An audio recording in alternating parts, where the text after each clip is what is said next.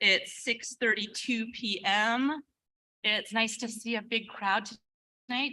First time we've had this many folks in a while. I know we have a number of students from New Brighton that we'll be recognizing soon.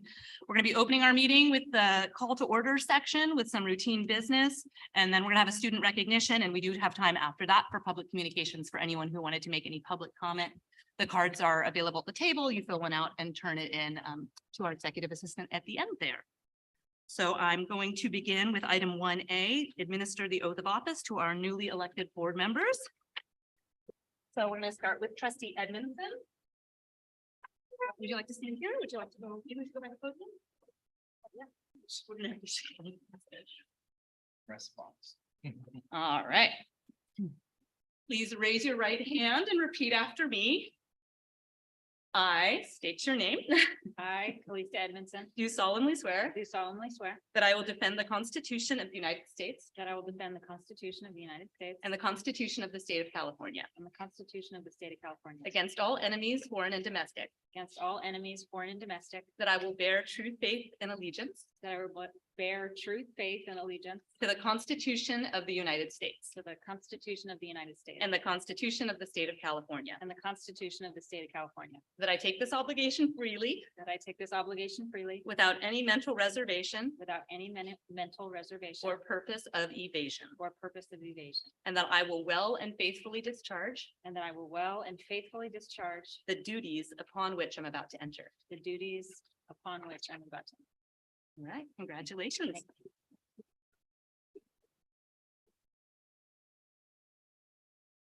All right. You want me to say your name? You want to say? Yeah. All right. Please raise your right hand and repeat after me. I, Phil Rodriguez, I, Phil Rodriguez, do solemnly swear do solemnly swear that I will defend the Constitution of the That- United States that I will defend the Constitution of the United States and the Constitution of the State of California and the Constitution of the State of California against all enemies, foreign and domestic, against all enemies, foreign and domestic. that I will bear true faith and allegiance I will bear true faith and allegiance to the Constitution of the United States to the Constitution of the United States and the Constitution of the State of and California, the Constitution of the State of California. that I take this obligation freely That I take this obligation freely without any mental reservation without any mental reservation or purpose of evasion, or purpose of evasion.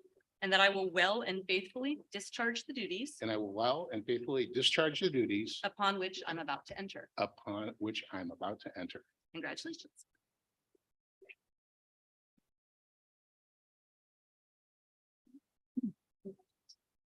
All right, thank you.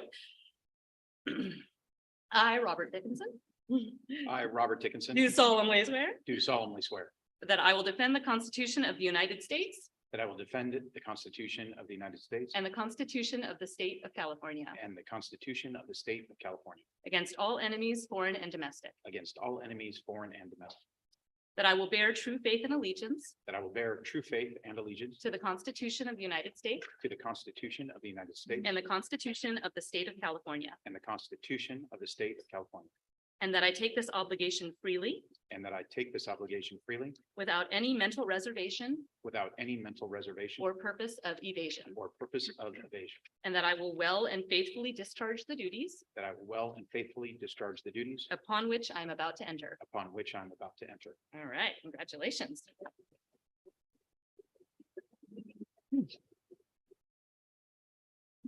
Sometimes our new trustees have family members here who they might want to introduce. If any of you have anyone you'd like to introduce, you're welcome to do so. Otherwise, we will continue on. Yeah, sure. I have my wife Kathy and my two boys, Braden and Cullen, are here in the audience. All right. Thank you for being here. All right. Next, we are going to begin our meeting again with the Pledge of Allegiance. Keep me on my toes. Pledge of Allegiance. So I'll be leading the Pledge of Allegiance tonight. If we could please rise and face the flag. Please stand, place your hand on your heart. Ready, begin. I pledge allegiance to the flag of the United States of America, and to the republic for which stands one nation under God, indivisible, with liberty and justice for all.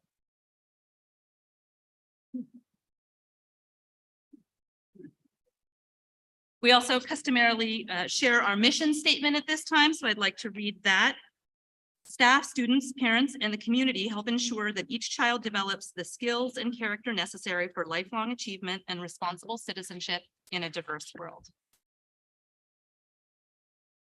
Our next item on the agenda is item 1C, roll call. Trustee Dickinson, Here. trustee Rodriguez, Here. trustee Edmondson, Present.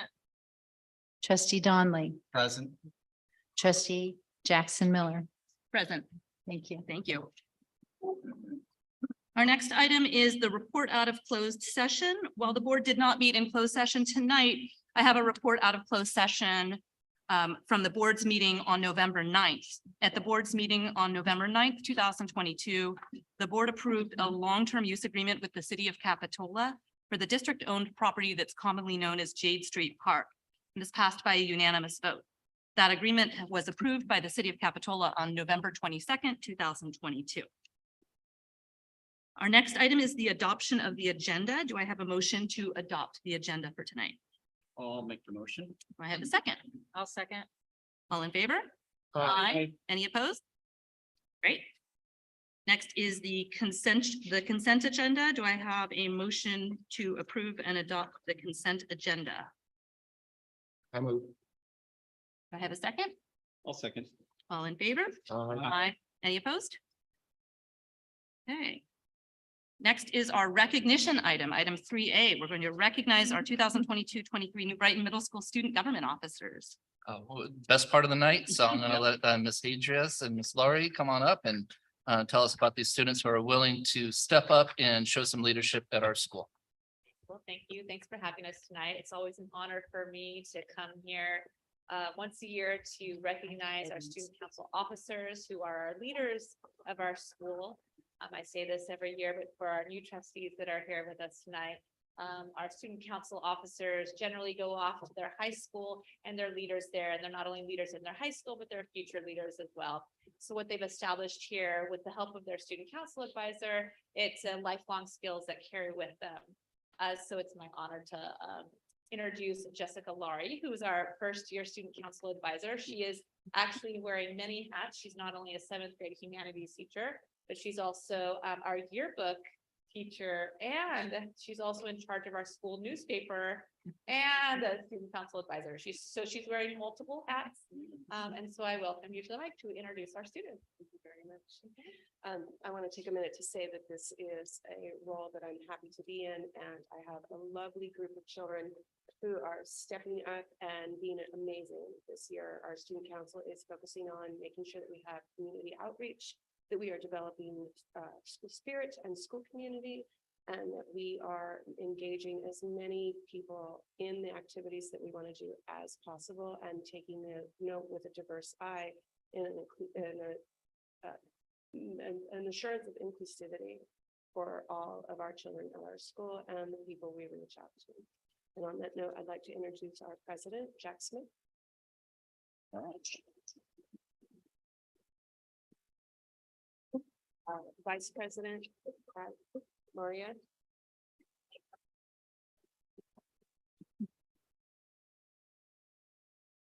My secretary, Ryder.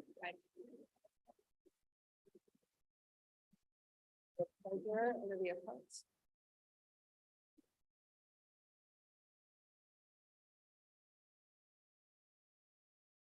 You have to remind me of your.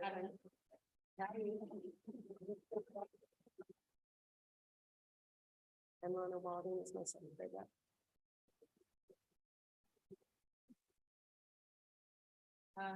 Brag a little bit about. Brag away. Okay, and then I'll have you read the letter. That's okay? Okay.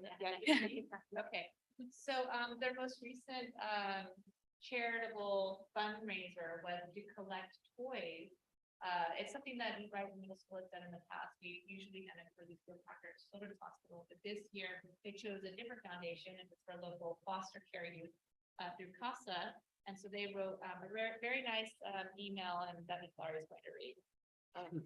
So I always like it when children make adults cry. That is what happened yesterday when I showed up with a trunk full of toys for children in need. The response I got from CASA was, "Dear New Brighton Middle School Student Council and everyone else who participated in this year's toy drive. Thank you so much. Everyone here at CASA of Santa Cruz was just blown away by this amazing donation. And when we heard about all the hard work you did, we could hardly believe it. Your gifts will make a lot of kiddos very happy this holiday season. You should feel very proud of yourselves because we are. And we are just so very appreciative to have community members like you all, CASA of Santa Cruz staff."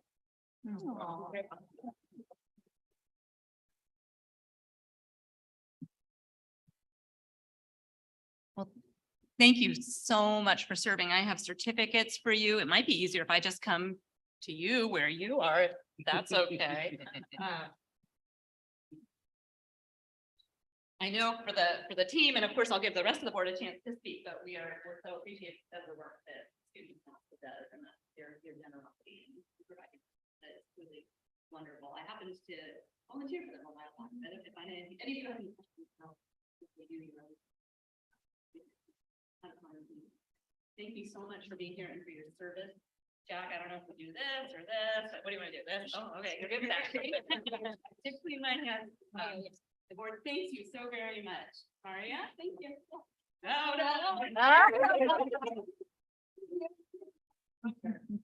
Here we go. All right. We appreciate you.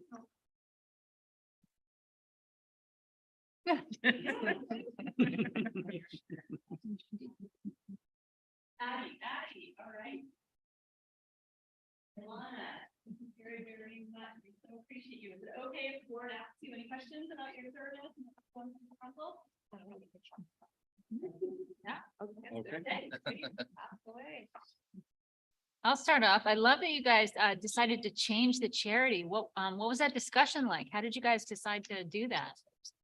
Well, I'm head of the charity committee and we all were working together and Miss Laurie brought it up that CASA was a good option for us too.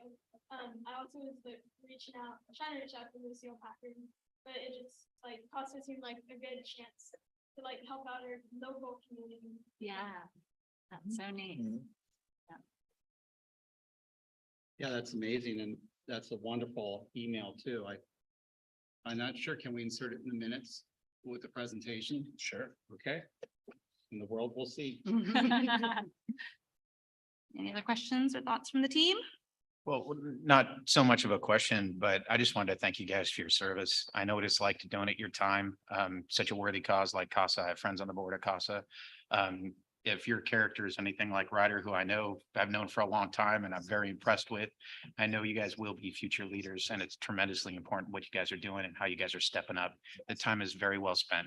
I appreciate you. Great. I also, just one more thing. I just love what you're doing at New Brighton. I think at middle school is so hard. It's such a hard time and reaching out, trying to connect people. That's just so wonderful. I'm just really excited that we have you guys. Yeah. So anybody can answer. What do you think you learned the most since doing this?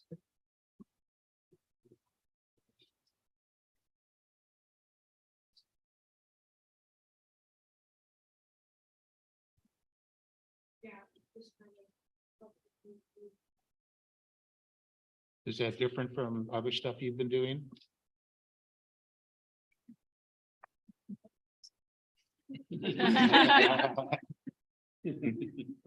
It's okay. Yeah, Next. we're very grateful Yeah, again for thank your you. service and then also for taking the time on this cold evening to come see us and let us honor you and recognize you. It's always a real joy for us being able to see our students and hear about the wonderful things you're doing. So thank you again. Can I ask Ms. Laurie a question? Of course. Ms. Laurie, when does your group meet? We meet during flex. During the flex period. Okay. I'd love to come and join you if that's okay sometime. Any Monday or Tuesday you would like to join the chaos, you're welcome. Thank you. May I ask, if you don't mind, that I ask the student council to line up behind you guys so I can get a photo for your book? That would be wonderful. Would you like to be in the photo when someone else take it? Yeah. We'll take a photo. You should be in it. Thank you. While we're at it, I'd also like to thank Christina and Lori for doing everything you guys do too. Yeah, I know it's absolutely. a lot of effort coming here. I know you've got families, thank you guys too. Yeah. Thank you. You want me to be the leader? Okay. Oh, she's already on it. Okay. You don't want to be in the picture? Oh, you want to see it? What's the plan? I need direction.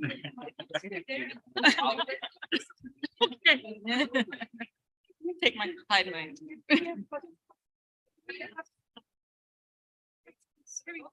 Where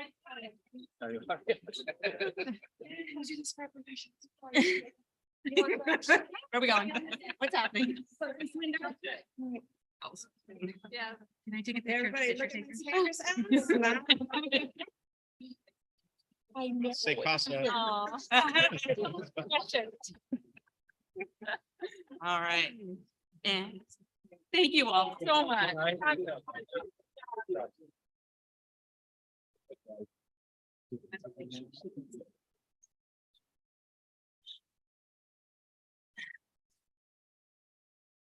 right. Okay. So thank you again to our students and their families for being here. You are welcome to stick with us and observe our meeting. You're also absolutely welcome to leave, whatever is comfortable for you. We take no offense at people who need to leave and go home, but you're invited to stay, whatever you'd like.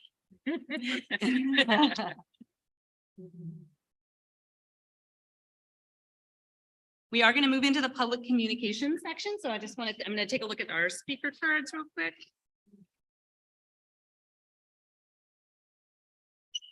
All right. I'll go ahead and read our statement on public communications. In addition to speaking in person, all right, one more last.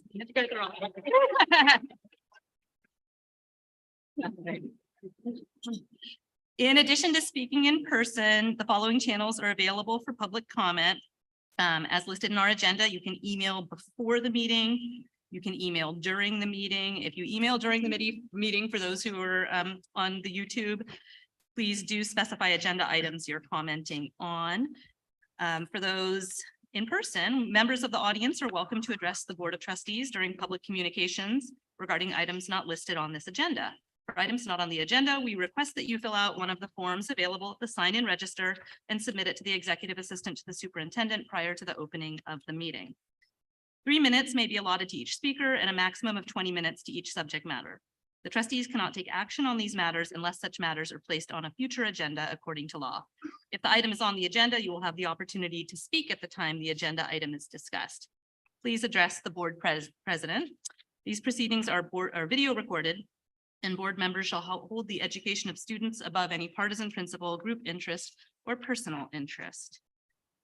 With that, I'll start with our first speaker card, and it is Dan Johnson representing Capitola parents.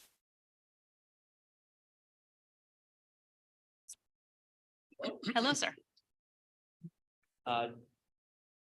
Mr. Superintendent Scott and the board, thanks for having me. Robert, I didn't know you were on. Congratulations. Thank you. Good to see you. Yeah, I'm a local dad just here in Capitola and came here today just to say that I'm disappointed in the response that the board has had with what's happened with the election process for Phil Rodriguez. I understand your response. I understand there's rules to follow and how votes are tabulated and so on and so forth. I'm just disappointed the way that it went through. I feel like voters were misled. And I think it calls Phil's character into question when he's asked by a lookout reporter about his views on all kinds of different things, that he fails to mention that he chose to retire.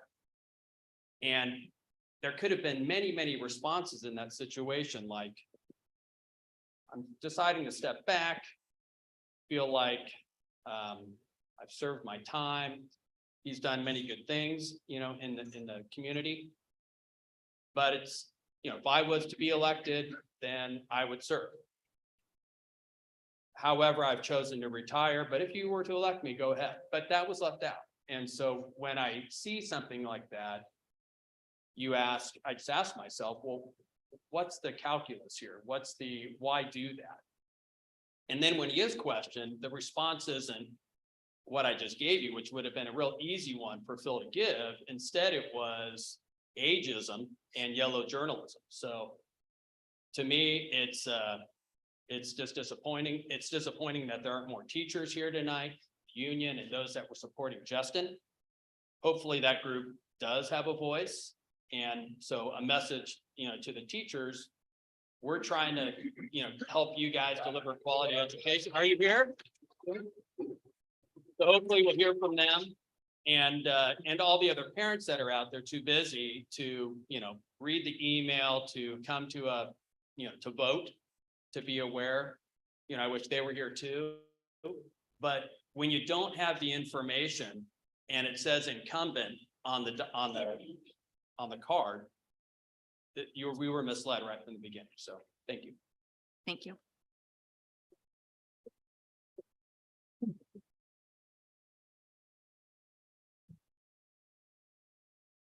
All right, next is Justin Mafia.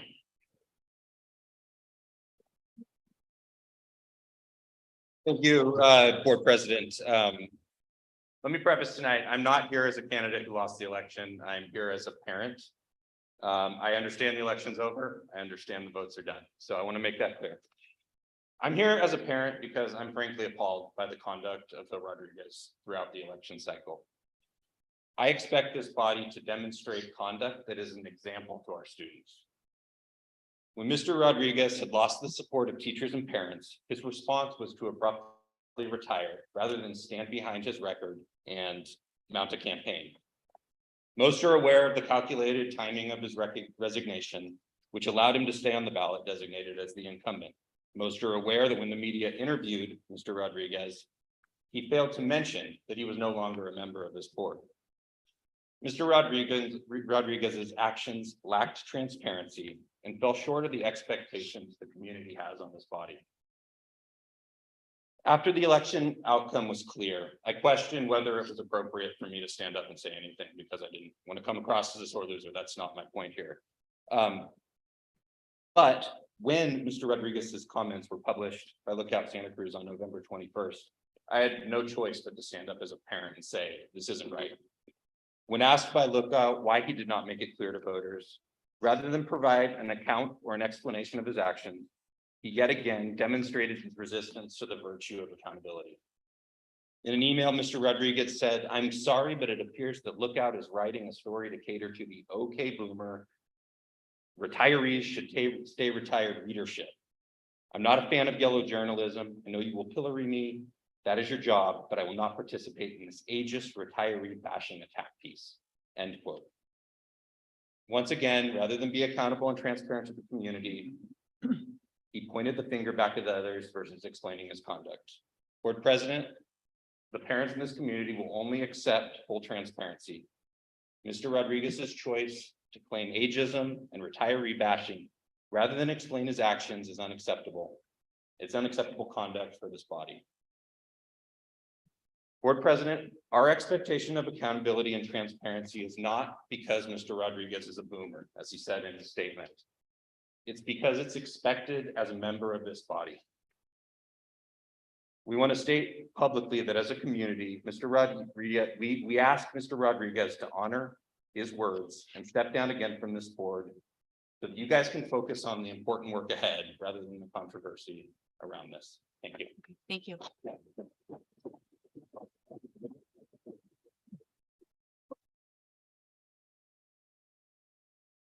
Our next speaker is Judy McGooden.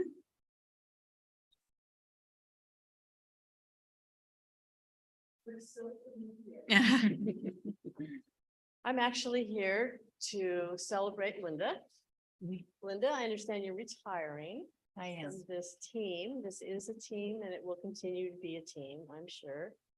And I wanted to remind you how you got this job. Do you remember you walked into my shop one day? I do. And I said, oh, we need a secretary. Our superintendent's looking for a secretary. And it was just such a random act. And you have just been such an asset to this school district. Thank you. And Scott, I'm sure you're looking forward to, training a new employee and getting on with it. And I understand that there's someone filling your steps, your shoes, just with a great amount of talent, but I wish you the best. Thank you. Moving forward with your grandchildren. All of that. And I just also want to say that I'm hoping that this board will come together and work together and be the team that we've known that it has been all many, many years. I was on the board for 18 years. So it can be done. It's good. Thank you. Thank you.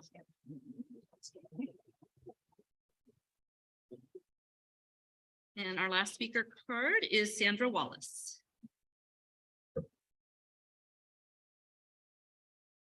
Welcome, welcome. So first of all, I would like to welcome all of the new trustees. You have a big job ahead of you, and not against you, ahead of you. And you'll be doing a lot of reading, and you will spend a lot of hours on your job. And thank you for taking it on. And the reason I'm really here is to say goodbye to Linda, and thank you so much, Linda, for all you've done for 7 years? Is that right? 7 years. You stuck with it that long. Now you get to go be with your grandkids and do more fun stuff. And Jen, you'll do a great job. You're going to be walking around with wide eyes for a long time. But my understanding is there are a lot of people in the DO who are walking around with wide eyes. So thank you very much, Linda.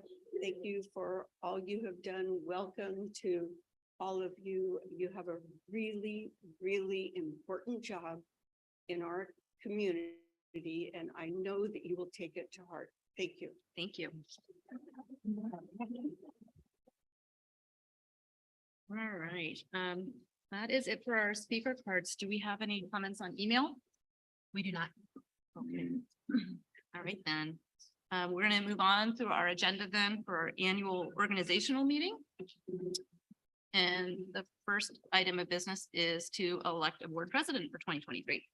Well, first of all, I want to say thank you so much, President Jackson Miller. You've done an amazing job, as you always do as a trustee and as a board member. And we saw that evidence tonight. Your grace in handling all situations has just been a real coup for the board. And so with that out of the way, we'd like to see if there's any nominations, either self-nominations or if you'd like to nominate another board member for the office of president for the coming year.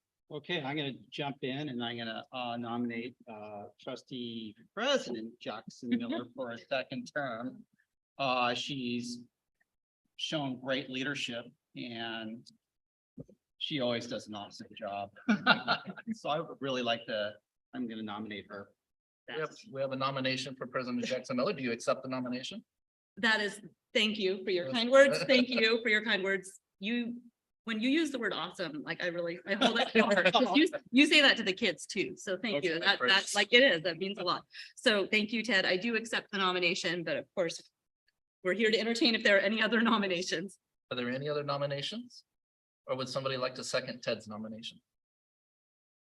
I'll say in the brief time I've been here, Amanda's been very helpful, and I certainly appreciate all the lots of board meetings that I've attended when I haven't been on this side, and I'd second that nomination. Thank you. Am We I have- allowed to third it? Almost. They make it sound like it might not be a great job. We have Oh, a you've done a great nomination Thank you. by Ted Donnelly to nominate Amanda Jackson Miller for board president. We have a second by new trustee Robert Dickinson. So let's go ahead and see all in favor. Aye. Any opposed? Congratulations, President Jackson All Miller. right. Thank you. Why don't you pick your vice Yeah, president? no. All right, I think then I get to continue on with the next item, which is to conduct the election of the vice president. Do I have any nominations for I'm gonna, vice I'm president? gonna hog this one. I want to nominate trustee Edmondson to be the vice president of the board. I think you two would be a dynamic duo.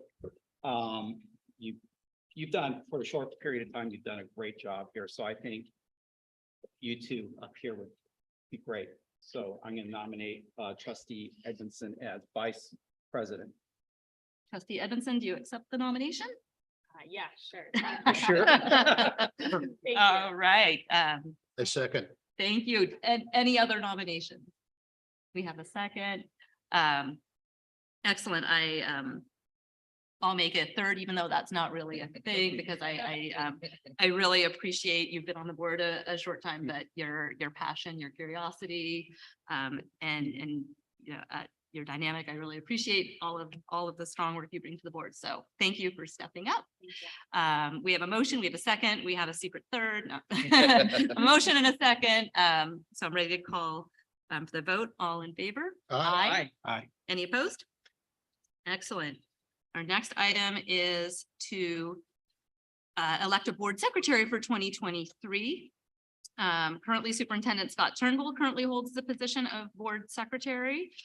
Do I have a nomination for board secretary? I think Scott's done a terrific job as board Very secretary. glamorous position. I'd like to nominate Scott. It's all about Scott. All right. Do I have a second? I'll second it. Any other nominations? Anyone else want to do that work? Okay, we have a motion and a second. All in favor? Aye. Aye. Any opposed? Great. All right, next item is to discuss and approve our board committee assignments for the 22-23 calendar year. Let me get to that space on the agenda so I can remember all of our great committees. For those following along, it's page 59 on the PDF. It's very helpful. It's falling apart. So we have a lot of great committees that the board supports in our community and in our district. And I'll just go through the ones that exist, and then I'll go through who has been serving on them. So be thinking about which ones pique your interest. On many of the committees, there's somebody who serves and somebody who serves as an alternate. So we have our Child Nutrition Advisory Committee, obviously very important to give input onto what our students are being served for their meals here at school. The Capitola SoCal Chamber of Commerce, interacting with our business community. The Santa Cruz County School Boards Association, lovingly known as SCUSBA, which is a great organization represented by all 10 districts and their boards and board representation across Santa Cruz County. It's a great way to get to know what's happening in other districts, common challenges that districts are facing, and common celebrations. There's the CSBA Delegate Assembly, not a requirement, but one that we have had board members serve as an extra layer of support for the California School Boards Association and bringing that information back to our local community. In the past couple of years, we've instituted the Racial Justice Task Force, which we always like to have board representation on, so the board can be directly involved with that rather than just getting reports out. The Fiscal Prioritization Team is a team that we started a few years ago, right at the onset of the pandemic, when we wanted to get input on, at that time, what we were fearing were drastic cuts coming our way. Of course, we've had some life preservers thrown our way, but we still like to keep that team together to help make prioritized decisions regarding our finances in the district. And then we have the Joint Leadership Team, JLT, and that is where 2 members of our board interact with 2 members of the Capitola City Council, as well as city manager and myself, and talk about common interests in the community that the school and the city can be supportive of. Down below, you'll see the committee members that have previously served in the last term. And so what we'll do now is go through each committee and see who is interested. I'll ask Linda, and one of the last things I can ask her to do is take some notes on. She's got her note card ready. If we need to discuss if there's more folks that are interested than there are spots, then we'll talk about how to pare that down a little bit. So let's start with the, I'll pause there because that was a lot. Any questions so far? All right, hearing none, we'll start with the Child Nutrition Advisory Committee. This committee, not that this would influence one way or the other, but just so you can have a reference point, it meets, I think, twice a year, is that right? Or just once a year, and give some input to what had been our longtime child nutrition supervisor, Kathy Giannini. Yes, you'll see tonight's, and we'll be serving our incoming new child nutrition supervisor. And so are there any interested board members for the Child Nutrition Advisory Committee? Well, I was alternate, so I'll Well, hop in. you want to slide on over? Okay. So that's, and we'll do one big motion at the end for all of these, and Right. I'll ask Okay. Linda to kind of summarize them all when we get to that point. If that works for board president. Okay, so, and is there somebody interested in serving as the alternate for the nutrition advisory? I'll do Committee? Phil Rodriguez. All right, moving on to the Capitola SoCal Chamber of Commerce. Currently, Callie has been serving in that capacity, and I have been the alternate. And so, Callie, I guess I'll ask you, would you like to continue serving? Are you interested in continuing serving that capacity? Yeah, that's interesting. It kind of seems up your alley too. Are you, Oh, should we? Certainly love to volunteer if Callie doesn't want to do it. Sure. okay, that's, yeah, you want to go that direction? Great. You can kind of, Okay, alternate. Sure. So, we'll do it. So I think what I was hearing is Robert as the person on that committee and Callie as alternate. Sure. Does that work for everybody? Sure. And I would presume that if there's a meeting and you both want to attend. Yes, I would exactly. presume they will happily Yeah, have you both. they're not gonna Yes, turn you away. yes. Good point, good Yeah. point. Keep it simple. The joint leadership team, currently that had been Ted Donnelly and Amanda Jackson Miller serving in that. We haven't met for a few months, so we need to get those meetings back on the radar, to be honest. But we do, and it's a very important committee. Obviously, we work very closely with the city on many initiatives. So Ted and Amanda, you are currently serving in that capacity. Do you have interest in continuing? I think it's, I'm certainly willing to do it. We haven't right. we haven't been able to get together Yes. as often as Get some we'd like. setup, yeah. I'm certainly open to it. I think if the vice president would like a seat there, that's an opportunity as well. Good point. There's also a value in having a Capitola resident there as well. I'm not a Capitola resident, so food for thought in terms of how folks want to. I'd be happy to be the alternative. Okay. The alternate. There you go, So president and vice Amanda, president. is Amanda, on and then, I believe it's There's a two, two. yeah, Yeah, two of us. it's, But I mean, They if have you two- you and I can just be a. oh, an no, alternate you if two, needed. right? You want. she's saying she vice- wants to be an alternate. Oh, I Oh, mean, oh, I'm happy okay, to all right. take it. It's just she's right that it's. Well, so- this one has two representatives. Right, yeah, there's two of us. And then there's two council members too. So, Okay. Just the fact that you're a Capitola resident might. no, I am not. So you're- Oh, then I'm- I'll take I'm it. about a Take thousand, it. Yeah, Okay, I think Okay, what I great. paraphrase, I think I'll what I take it, heard is yeah, that the two thanks. representatives are Amanda Jackson Miller and Kelly Edmondson. All right. Sounds good. Okay. Thank Awesome. you. Thank you for bearing with me on all this. And then we have the CSB Delegate Assembly. Previously, Phil has served in this capacity, and there's actually an action item on this later in the agenda to make a formal nomination. So we will just hold that as a placeholder for now until we get to that action item later in the agenda. And the Racial Justice Task Force. So currently Carolyn Friedman has been the board representative on that really important committee. Kelly has been the alternate. And so with Carolyn now terming out, seeing if there's any interest for somebody to join that team. I have a question on that one. Do you have a sense of the time of day and the meetings? I get challenges with my work schedule for daytime Yeah, meetings. Yeah, we had been having them in the evenings to try to accommodate folks, and there's pros and cons with that. Obviously, it accommodates working folks. Sometimes it makes it hard for, family commitments and such. Usually I try to get input from the team itself on when to meet, but I would imagine that they would continue to be later in the day. Like probably like 4 to 7:30, something along those lines. Okay, got it. Maybe that gives folks some food for Yeah, thought. yeah. Anyone interested in serving on that committee? I'd be happy to be an alternate, or be the board member on the committee, but I do know, certain times with work, I'm just not able to leave my office before 5. I'm in the same boat. Yeah. Okay. Anyone you wanna else, anyone serve else as, or? Representative, you're an alternate. Yeah, she's got a full plate. Yeah, yeah. Alternate, okay. I'm happy to serve, and it sounds like Phil is volunteering to be an alternate. Okay. Or, So Amanda as the representative, Phil is alternate, is what I heard. Correct, awesome. And one more to go, the fiscal prioritization team, FPT. The team that gives input on prioritizing the district's finances for prioritized programs. Phil had been the representative on that, and Kelly had been the alternate.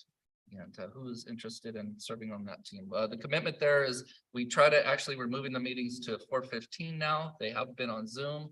trying to accommodate all the members because we have both SCA and CSA representation and some people are out working right after school. So we had them at 3 and now we're having them at 4:15. It's about an hour if I had to estimate 2 to 3 times a year.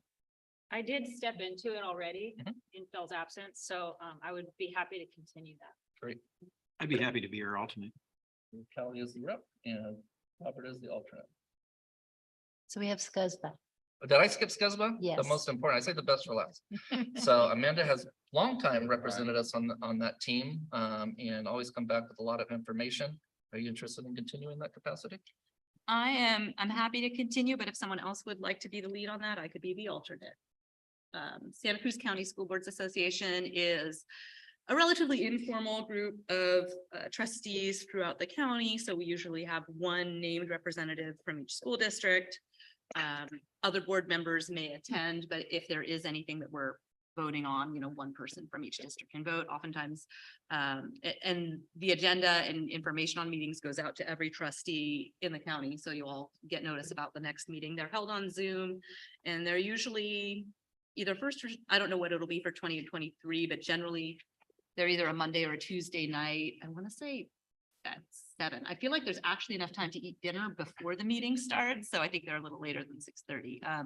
So it's a great organization. I always learn a lot. I've been president and vice president a few times now of that group. I'm happy to continue serving, but I'm also more than happy to let someone else take the lead. How often do they meet? I'd say once every 2 months or so.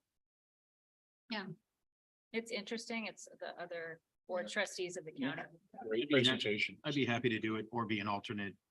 It's my first time on the board, so I don't want to step on if somebody else would like to be a part of it. But Great way to meet other board meeting It- members as well, too.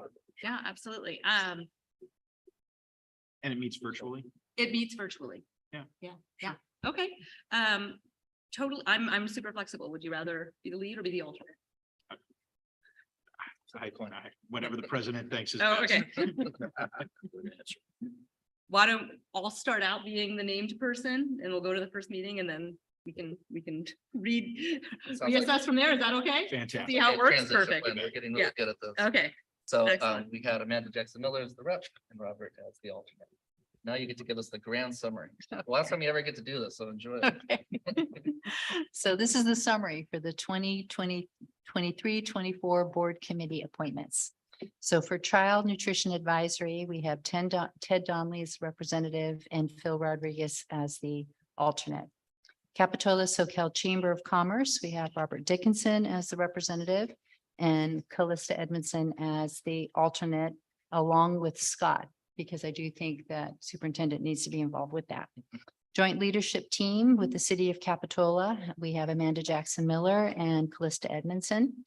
For the CSBA Delegate Assembly, we are going to postpone that until we have that action item as a nomination a little bit later. Racial Justice Task Force, Amanda Jackson Miller is the representative and Phil Rodriguez is the alternate. Then we have the Fiscal Prioritization Team and Callista Edmondson is the representative. Robert Dickinson is the alternate. And finally, SCUSBA, the Santa Cruz County School Boards Association. Amanda Jackson Miller is the representative with Robert Dickinson as the alternate, and they could toggle as the year goes on. With Great. toggling ability. I like it. I recognize that I did not get a chance. I did not call for public comment on the earlier items on our organizational meeting. So before we do a motion and do a vote on this item, I do want to invite anyone who's here in attendance who wants to comment on our election process so far and what we just discussed as far as committee appointments. So the action of electing the board president, the vice president, the secretary, and the committee the appointments that we've discussed so far. Again, I apologize. I was kind of rolling along. If there's anyone here who would like to address those items, you're welcome to do that for these agenda items. And then if not, we will check and see if there's anyone on email. Yeah, do you mind coming on up just so that we can hear you? Thank you. Hi, everybody. Hi. Hello. I just had a question about the child nutrition. Yeah. The board, I think Ted, you were gonna Right. head that, yeah. Long time ago, there was a committee that I was a part of that met with the school board members and talked about the child nutrition. And, for a while that hasn't happened. Are we gonna reinstate something like that? It's COVID, since COVID. We had- Since COVID? Yeah, yeah. Is it the COVID. same committee? It is the same committee, yeah, and It's the same committee. with Okay, COVID, it kind of fell by the wayside, but yes, this year. so there'll be more outreach for that. Okay, Yeah, I great. think Judy was on that at the time. Yes, yes. Yeah. Remember the chocolate milk? Yeah. That was It's my legacy. And I'm ready to come back. so- Oh, noted. Thank you so much. Okay, excellent. Any other questions, comments on these items? Thank you all for being here. Anything on email on any of these? Nothing on email. Okay, all right. Amanda, I will say if my kid was here, he'd say that's the most important Oh. committee that we have. Yeah. Yeah. Oh, speaking of. Oh, look. Speak of which. That's amazing. We have impeccable timing. Kids listen Yeah. like that. All right. With all of that, unless there are any more comments or questions from the board, we've got the audience covered. I would ask if we have a motion to approve the board committee appointments for 2023 calendar year that Linda read off earlier. I move. No, I have a second? Second. Did you catch that? Okay. Yes, thank you.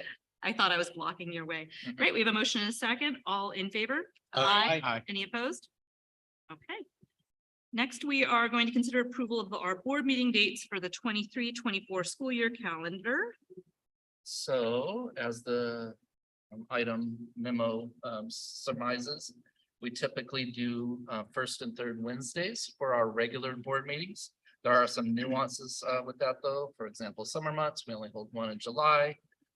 Another example is December, because our board has a really strong track record of attending the CSBA annual education conference, which always takes place in the first week of December. So we don't schedule a board meeting the first week of December. We also try to be mindful of major religious holidays, not just Judeo-Christian, but any holidays, high holidays that we can avoid. We try to be mindful and respectful of that. And then the other nuance that I wanted to bring to the board's attention on this list is for June. So June is a heavy lift month because it's two of our biggest items, the proposed budget for the following year, as well as the most important plan in the district, the local control and accountability plan, LCAP. And so what we are proposing is just to alternate, instead of doing first and third Wednesdays during June, to do second and fourth. Not only for 23-24, but also asking if the board would consider making that switch for June of 23. What often happens is that we get right up to the moment information from the proposed governor's budget.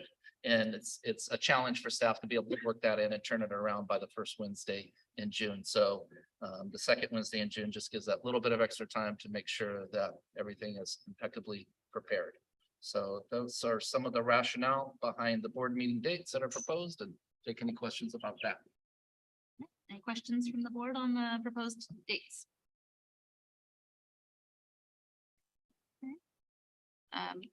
I will just comment, I did look around at the shift, you know, from moving from first and third meetings in June to second and fourth, and I was just curious, so I looked around at some of the practices of other districts, and that's very, very common, and it seems like it makes good sense for the business office and the budget process for us to have that time, so I appreciate the willingness to switch our calendar up a little bit to give us the best opportunity to get the most up-to-date information. Anything else from the Take a team? little pressure off our Yeah, finance. that's right. folks. That's right. Yes, thank you. Questions or comments from the audience on this item, our board meeting dates? Okay, anything on email? Nothing on email. Okay. Do I have a motion to approve the proposed board meeting dates? I'll make the motion. Do I have a second? I'll second. All in favor? Aye. Any opposed? All right, thank you. We're gonna move on to our standing reports. We begin with items from our assistant superintendents. Michelle, do you mind starting us off? Sure. Good evening, everyone. Sorry. It's good to see everyone. I can't believe it's been a month since our last board meeting. Between Thanksgiving, or the fall break, and my main focus, which is in a later agenda item, which is first interim, I've been mainly focused on that. We've had some work with Climate Tech, preparing for the break. There's some PG&E and electrical work that's going to be happening over the break. So really just ramping up for that to make sure everything's in line. So otherwise, I'm going to defer everything to my first interim report. Thank you so much. All right, well, I am always having fun on my side of the house. I will say, because we've got some Main Street people here today, that I am the Main Street coach for the MTSS grant implementation. So we had a meeting with their leadership team last week, which was wonderful. The process isn't easy, but at the end, it's a well-articulated plan that will really illustrate the structure of support for all students at that school. So I'm really excited to get started, and Ronnie is my partner in that work, and it's been great so far. Also, I've been working with the Santa Cruz County Office of Education and CSUMB, as well as the Monterey Office of Education, and we are co-hosting a mid-state MTSS conference. So I am one of our county designees on that board, which has been really exciting. And really what we're focused on is how to help every student succeed, but also really think about equitable practice. And that's something that we're doing in our district every day. This past week, I met with my counterpart in Santa Cruz City Schools, and we were articulating about the data of our students going from New Brighton and matriculating up to SoCal High School, and talking about what that means to our student, disaggregating the data, what's happening with our students and how are they fitting into SoCal High School as they arrive. So that was really great to start that process, and we will continue that process. We have been working on our curriculum and professional learning plan for January 9th. And we're really excited that we have partnered with the Orange County Office of Education and their equity and inclusion warriors.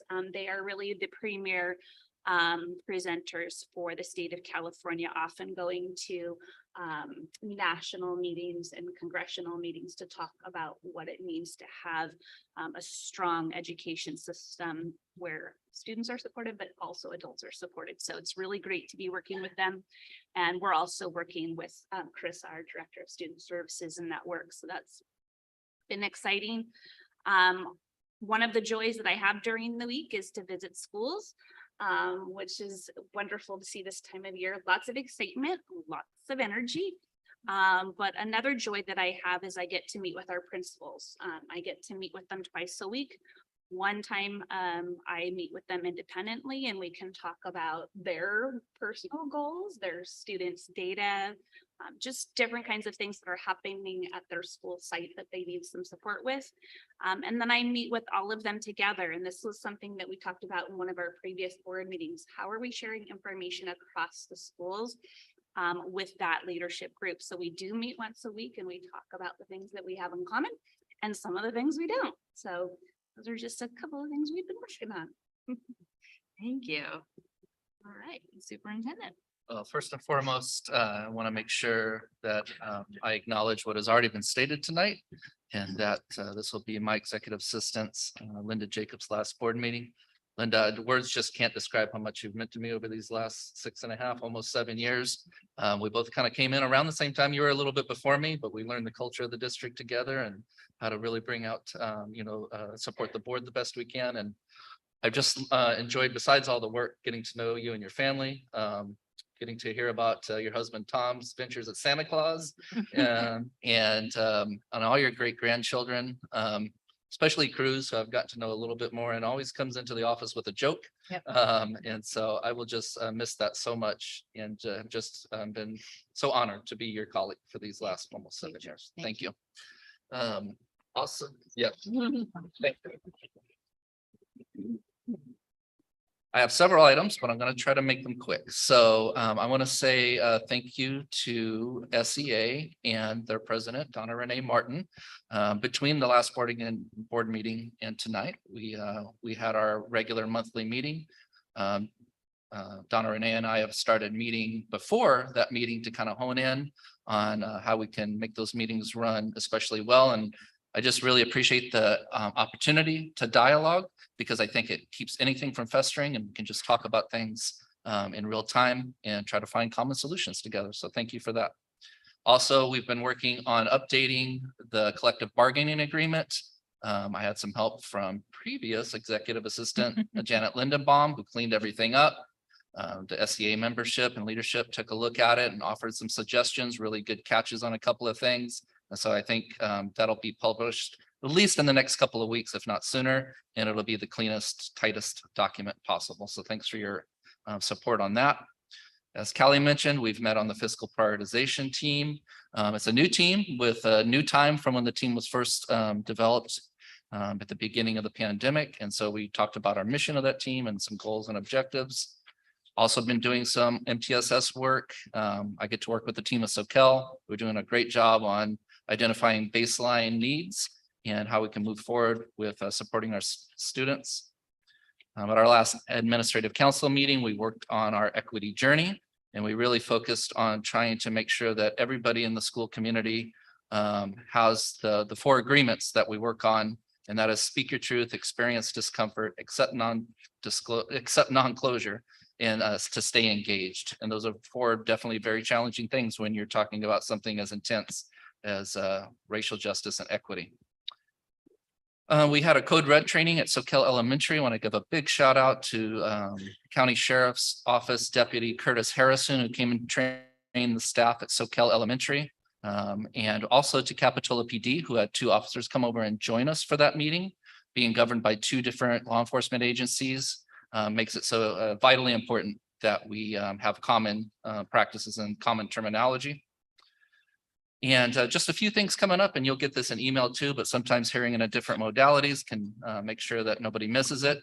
We'll have a good beginnings meeting for this board as we form a new team, and that'll be on January 11th. And then we'll have a LCAP community forum where we meet right in here and we try to give a state of the district and have some breakout groups. So whatever anybody wants to know about, whether it's nutrition, whether it's budget, whether it's instructional programs, student wellness, all of that will be addressed, and that'll be on February 8th, right here in the evening, right at the same time as we start a board meeting. Even though it's not a board meeting, that'll be at 6:30 on February 8th. And then the district is very proud to host in May. I know that's a bit out, but the district will be hosting right here at the New Brighton Quad area, the 26th annual Queer Youth Leadership Awards on May 13th. So that's all for me, and happy holidays to everybody. Thank you. All right.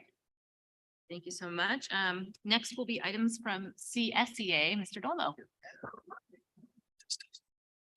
Hello, everyone. Happy New Year. Merry Christmas. Sorry, I'm a little scrambled, but that's okay. Yeah. I do want to say that Chapter 388 classified CSEA union members did endorse Justin Mafia. I also, moving forward, I would like to say congratulations to Linda. I hope you have a successful retirement. Kathy Giannini, I hope she has a successful retirement.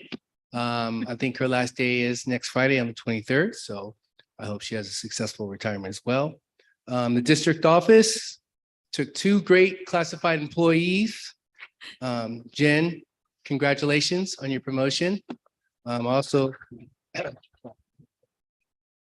she was a very, I liked working with her as well. Thank you, Jen, for all your information. Also, Lori Struckmeyer, she was also on our negotiations team. You took her from us too, but congratulations to them both. Happy for you, sad for us as a classified. But I do also appreciate you promoting within our district because our members deserve to be promoted and to stay within our district. So thank you very much for doing that.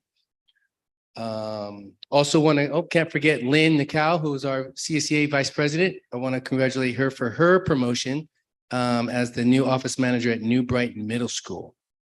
I also want to welcome our 3 new employees, which is Cynthia Marchese, I believe the name is, and Patricia Olivia. They both work in the food service assistants with Kathy. So that's great. Thank you. And I hope I pronounced this name right. At Main Street, Anubia, her name is Nakim Nadidi. So I want to welcome her as one of our new classified members as well. Did I pronounce it right? Okay, great. Ms. Kennedy, CSEA members, all want the summer assistance program back, please. I know that we need to sign that in February, but I'll bring it up at our next meeting and the meeting after that as well, because that is very beneficial to all of us and it's a great chunk of cash during the summertime. At our next meeting, we will be going over Article 13. Does anybody know what that is? No, it's grievance procedures. So we'll go over that and so they know, our members know how to, if there's any grievances, how to process that. So we'll go over that as well. My last thing that I would like to say is I too hope this board works together and I look forward to working with you all. Thank you. Very much. I guess Mr. Dolmo stood up, so I have to. Whatever's comfortable for you. Before I read the official statement, I also want to congratulate Linda and on your retirement, and I hope you enjoy your retirement. And it sounds like you have some grandbabies to look forward to. And also to say that Main Street's immense loss is the DO's immense gain, and I hope they recognize that. We do. Okay. Good evening. At our December 5th meeting, our members discussed the issue of the recent election and agreed that a statement should be made. There were 3 points in particular that members wanted to be sure were included in our statement. 1, anyone who steps up to serve their community is to be commended. Whether or not you agree on all issues with each person who steps forward is beside the point. Those who offer their time, attention, and concern with sincerity and a true desire to better the community in which they live are filling a laudable position. Phil Rodriguez has served the SoCal School District for many years with no expectation of personal material gain, and that should be recognized. 2, this election was a valid one, in spite of the unusual situation of a candidate submitting his retirement a short time before the election, too late to have his name removed from the ballot, and then unretiring himself after the election. All legal procedures were followed and all votes counted. SCA is in no way questioning the validity of the election outcome. 3, there can be no denying that Phil's actions raise a lot of questions. If willing to serve on the board, why submit his retirement instead of waiting for the election outcome? And if truly wishing to retire, why step back onto the board? The retirement, which came immediately after SCA and CSEA made the announcement to endorse another candidate, would cause anyone to reasonably assume that he meant what he said, that he would no longer serve on the board. It would be logical to conclude that he was therefore no longer an active candidate. However, several weeks after he resigned from the board, he then gave an interview with Lookout Santa Cruz, making it seem that he was running after all. Not only is the logic upended, but the ethics are dubious. The accusation stated by Phil during a subsequent interview with Lookout Santa Cruz that those calling his actions into question were guilty of ageism is without merit. The questions stem from simply describing a situation that any observer can see makes no sense. SCA made their decision to endorse the other candidate because during the interview process, that candidate indicated a vision for the district more in line with that of SCA. In addition, he was a current parent in the district, backed and endorsed by other current parents in the district, which we also took into consideration. SCA cannot know what exactly motivated Phil Rodriguez to publicly announce his retirement from the board, then decide post-election 2 months later to return. It certainly made members of the union and the public question his transparency and his level of commitment in continuing in the demanding role of board trustee. Of course, as district employees and as public educators commissioned with serving the students and families in our district, we plan to carry on as strong and vocal advocates for continuing to build a district that best serves students, employees, and families, no matter what board we are working with. Thank you. And also happy holidays.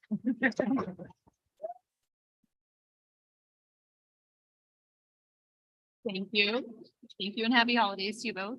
Hope you have a fantastic end of the 2023 and a restful break. We are going to move on to items from trustees. And I usually start with someone else, but in the spirit of appreciating Linda. Sorry, Linda, but the board has a little something for you.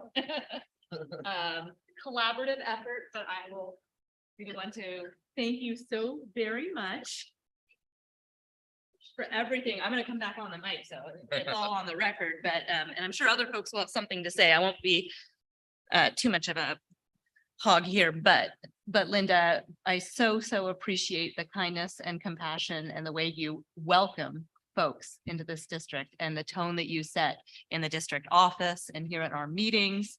And you've just been such an incredible addition to our staff. And I've really enjoyed every minute I've been able to work with you and learn from you. So thank you so much. And I wish you the best for yourself and your family and your retirement. Thank you. Thank you.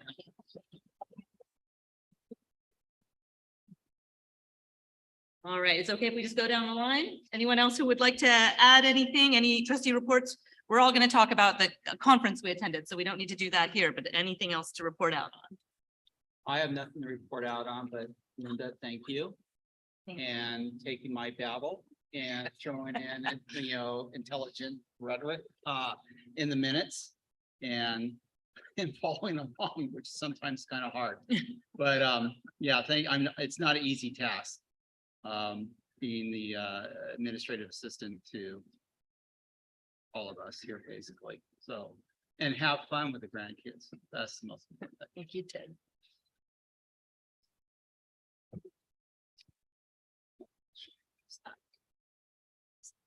So in addition, to the CSBA, which we'll talk about later, I had a fiscal prioritization meeting.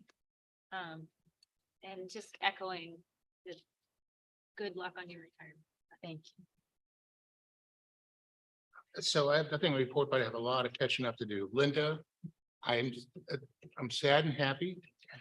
I have depended on you for so much help. I can't tell you how much your help getting CSBA straightened out was a relief to me. So thank you so much for that. And I will tell you, you are like calm and cool in that spot. I don't know how you do it. Thank you. I also want to thank Carolyn for her years of service as a board member. She's professional, well-prepared, and Carolyn, I'm going to miss that smile, that serene smile that she had. Jennifer, congratulations. You're going to do a great job, and let me know when I need to do something. And Jessica, congratulations. Oh, thank you. And the honeymoon's still on, right? Every day. That's it for me.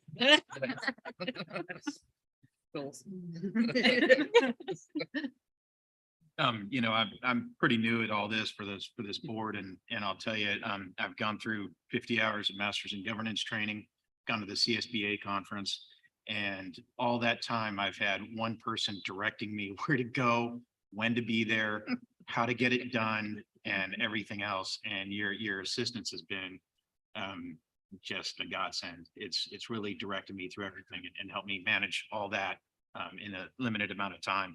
I've known Jen for years and years and years, and I couldn't picture a better person to try to fill those shoes. So I just want to thank you both very much, and certainly looking forward to, you mentioned a little bit earlier, and it's probably not the time, but I'd love to talk to you guys about how we're transitioning the middle schoolers into high school. And I know Ronnie's done a great job with my kids from Main Street with buddy programs and everything else into New Brighton. And, I'd love to learn more about how we're doing that from New Brighton to SoCal and our feeder schools. That's really important. I know our kids, that's a big deal for our kids. So that's neat, you guys. Thank you. Thank you all. Okay, we've all had our time here. We are going to move on to our first presentation item. So we have a presentation from Ronnie Platt, principal at Main Street Elementary School. There we go. Oh, now we see the.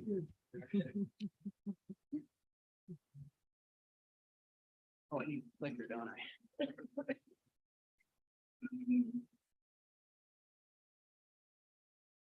Okay. Thank you, board. Congratulations, new board members. Congratulations, Linda, on your retirement.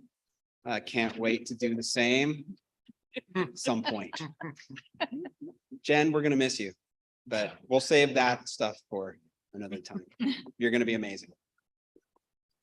Okay, state of Main Street School. This is my 5th year as principal for Main Street School, and just to back up a bit, Jen, I just want to thank you basically, because coming in as a really green principal, you just stood there and did what you needed to do. And it's partly because of your leadership in the office that we are the school that we are. A lot of it. So, along with the teachers, the staff. So, thank you. Okay, state of Main Street School.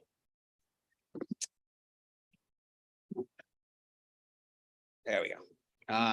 So what we're going to look at today is we're going to look at how we've been moving out of our distance learning into the hybrid learning and into last year, which seemed like an eternity. Last year was one of the longest school years I've ever had the experience of going through for many different reasons. We're going to look at our SEL practices and how we support each other as adults and how we support the students within every classroom. And of course, culture and community, which is, without saying, one of the underlying things that really makes a school what it is.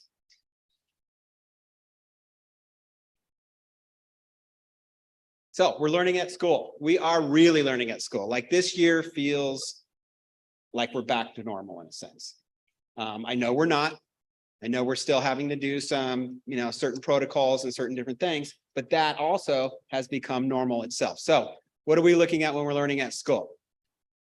We are still leveraging the curriculum that we currently have, trying to find ways that with the curriculum and the resources that we have to access the learning gaps that came about with distance learning, right? The unfinished learning. And I'm going to talk more about that in a little bit. What we have is our assessments. We have our F&P assessments for reading. We have our iReady assessments. We have our CAS assessment, and we get together in data teams like grade levels and team alikes to talk about that a couple times a year. We just had one recently. We'll have another one in February after our other round of assessments have gone. We have our site-based professional development led by, I'm going to say I don't know the last name now. Dr. Kiernan it was formerly known as, and Dr. Clance now. there we go. Wow. Yeah, with the marriage comes a new name.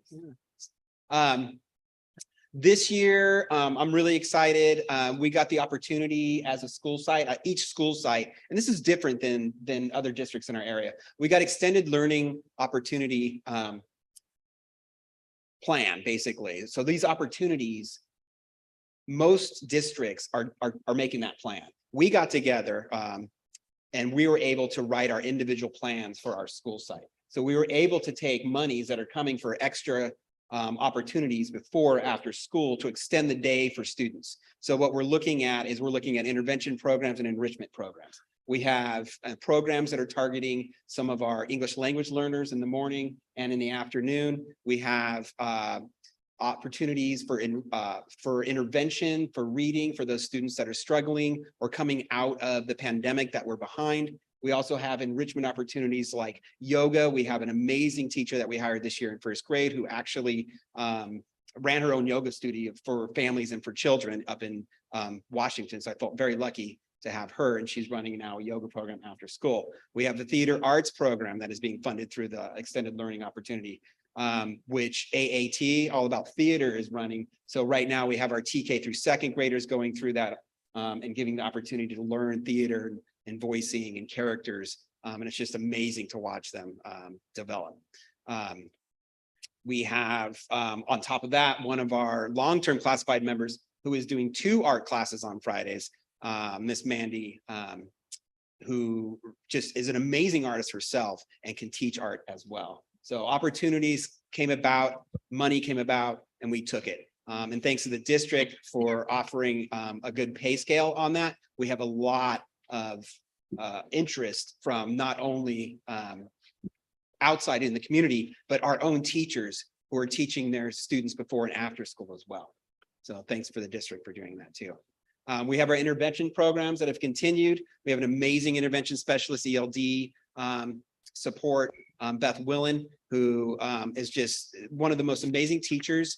Anytime that you can get the chance to see her in a classroom, you will learn something. Every time that I go into a classroom, I learn something. She cares so much about the students. She has a wealth of knowledge and a lot of experience. We will continue with our social emotional academic learning, or SEAL, or our English language development resources within the classroom. Last year, we had an amazing opportunity with Barbara Hubner leading our professional development, and a lot of growth came out of that. We had 9, I believe it was 9 students who RFEC'd, who were reclassified as proficient English learners from EL. It was the largest number we've ever had at Main Street. And a lot of that work was definitely the classroom teachers, but the PDs that were going on and the integrated and designated ELD that we could offer within the classrooms were a direct result of that. And I'm looking at ways to continue that as well by supporting Beth and those interventions. Time to collaborate out of the enrichment, or what we want to call integrated arts programs. We had the art and the music last year. This year we have some PE. We do have art.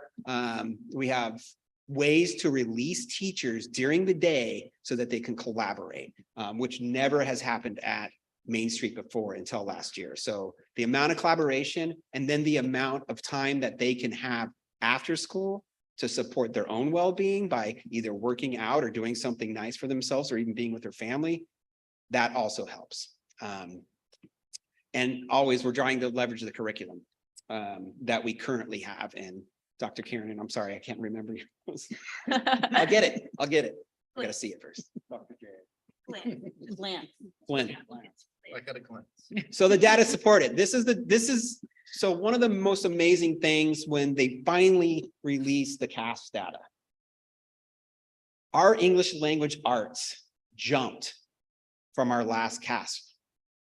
So we went from 61.92 to 68.72. So out of the pandemic, out of distance learning, we tested higher in English language arts. Why? Well, one, the continued commitment of our entire community. The parents who were at home working as teachers, the teachers tirelessly working online, as well as the way that we approach it and collaborate. For instance, our upper grades departmentalize, especially 5th grade, so they can really target and hone in those skills. You have one teacher teaching math, one teacher teaching English language arts, writing, readers and writers workshop, another teacher teaching science and social studies. When we look at math, we went slightly down compared to where we were from our last CAF scores. But when you compare that to the rest of the state, we were 58.38%, and the state average is around 33%. So as a school, math very strong. Is there room to grow? Yeah, there's still room to grow. But it's continued implementation of our CGI and our investigations curriculum. CGI super important, and with the staff that we have and the collaboration that we get, even with the new teachers, we can onboard them on how to deliver that CGI curriculum, cognitively guided instruction for those acronyms. And of course, the district PDs and support through our office with Dr. Flynn. Glenn's. I'm gonna Go with get G, Dr. G. Dr. G. I like that. Okay. And then of science, our 5th grader science, always strong. When you, sorry, when you look at it, almost 30% as a state average, and we are averaging constantly above 50%, 56.26% on the science CAFs, pretty amazing. And Alana Lowe has a big part of that, but also every teacher that taught those students all the way up through until they hit 5th grade and have to take that test. And I will say, we're also unwrapping finally, because we were supposed to do this back when the pandemic hit, the adopted science curriculum or our FOSS curriculum. So we've had opportunities to also at professional developments, unwrap that, go through those boxes, have that time to collaborate and plan. Social emotional learning. The one thing that I'm very proud of our school is how much emphasis we have on our social emotional learning or academics within that. Now that we have a full-time counselor, it's grown even more. Every classroom has a charter. So they develop that with the students. How are we feeling? How do we want to feel? What do we do when we're not feeling that way? The development of MBIT and MAP, especially with MAP support. Mr. Mark Lewis, who you might know from the Gardens, he's now working with MAP, instrumental in helping support those students for accessing their ability to understand how they're feeling and getting them back to class so that they can learn. We have counseling presentations every month in every classroom. So how we feel, but how do we act with our peers? And what do we do when something's not going right or our way? We also have individual and social groups with our full-time counselor. Thank you for the full-time counselor again, district. We have our outreach to parents so we can link them within the community when the school can only offer so much with school-based counseling. We can offer linkage within the community. And then the development of our multi-tiered system of support or MTSS through our leadership team and through the district and student services with Ms. Limos. That's something that we're going to be developing over the next 2 years. And what that does is it helps reach within the classroom level, which is all students, a tier 2, which is some students, about 15% that need that extra support. And then that small percentage that need that individual care support. And culture and community. The ELOC opportunities continue to grow with the enrichment. So we're not all just, language arts and math and science. We are giving arts. And I think, at least from what I'm seeing with the state, we are going to start seeing some more funding coming that way so that we can continue to grow with that. Hope, finger crossed. The development of our ELAC, which is our English Language Advisory Council, DLAC, which is the district level of that, where we have English language families come and we speak about what's important and how we support them. That has grown enormously, especially with the help of Barbara Hubner. So we're hoping to continue that to grow. School site council. I have a really great school site council this year. We really went through our SIPSA, which is our school plan. And they hounded it, like they were going through it. They had a lot of good questions. I revised a lot of stuff. So it was really collaborative. First time I think I've had a really collaborative school site council. So thank you, school site council. Our home and school club FOMS, always instrumental. Angela was on it for years. We miss you. And your poker nights. But they age out. I mean, yeah. Still instrumental in bringing that enrichment to our school and fundraising, building community with our Fun Fest, having different little fun things. Our extracurricular opportunities during the day, we have student clubs, student service, Peace Pals. We have student spirit days that the students plan, the 4th and 5th graders. And when Mark Lewis got there, and he's there on Fridays because he does serve all the different schools, we do dance Fridays. He brings out a little speaker and he knows he's really good with music. And every recess on a Friday, there's kids dancing out on the blacktop. So come on by, stop by and see the kids dance. It's fun. And recently this year, we started school-wide PBIS, positive behavior intervention and supports assemblies, which are monthly, and we focus on one of our character traits, being responsible, respectful, honest, and caring. Mark makes videos on it. They're amazing. The kids all get to be part of it. And it just helps to bring the culture and community together on a monthly basis. And then we reinforce it by offering raffle tickets where the kids that are exemplifying the Main Street way, they get a raffle ticket. It goes into a thing, and every Friday a name is pulled and they get some kind of prize. So it really kind of reinforces it. And I guess that's the end of my speech. So questions, comments? What is FOSS? FOSS. Yes. It's a science curriculum. Do you know the acronym for FOSS? Yeah. Dr. G? It's gonna. Ah, there you go. It will be later in the presentation. Yes, I don't want to spoil it. That's great stuff. Any other questions or comments from the board? Thank you. Yeah. I'll just give a comment. I mean, my kids go to Main Street and it's such a great place. The feeling is great, you know, the dance parties you're talking about, the buddies. Oh, the kids buddy, caring yeah, for each forgot to other. mention that. And then this data is just great. I mean, I'm just really, I just love what you're doing at Main Street and the teachers, and it's such a great place. Yeah, it's an amazing place. Yeah. It was hard being there the first couple of years and then you fall in love with it and it's just like, you don't want to be anywhere else, really. Yeah. And it was the teachers. Yeah. You know, Jen's commitment and all that, you know, has brought me to the place that I am. Yeah. As well as everyone sitting here. Well, I'll dovetail a little bit on what Callista said. I mean, she's not quite as eloquent as she was, but I love the idea of art. I love the idea of yoga. I think that's great for the kids, the dancing on Fridays. Your grade level is terrific. That it was one of my biggest concerns getting on this board. I love seeing those numbers go up.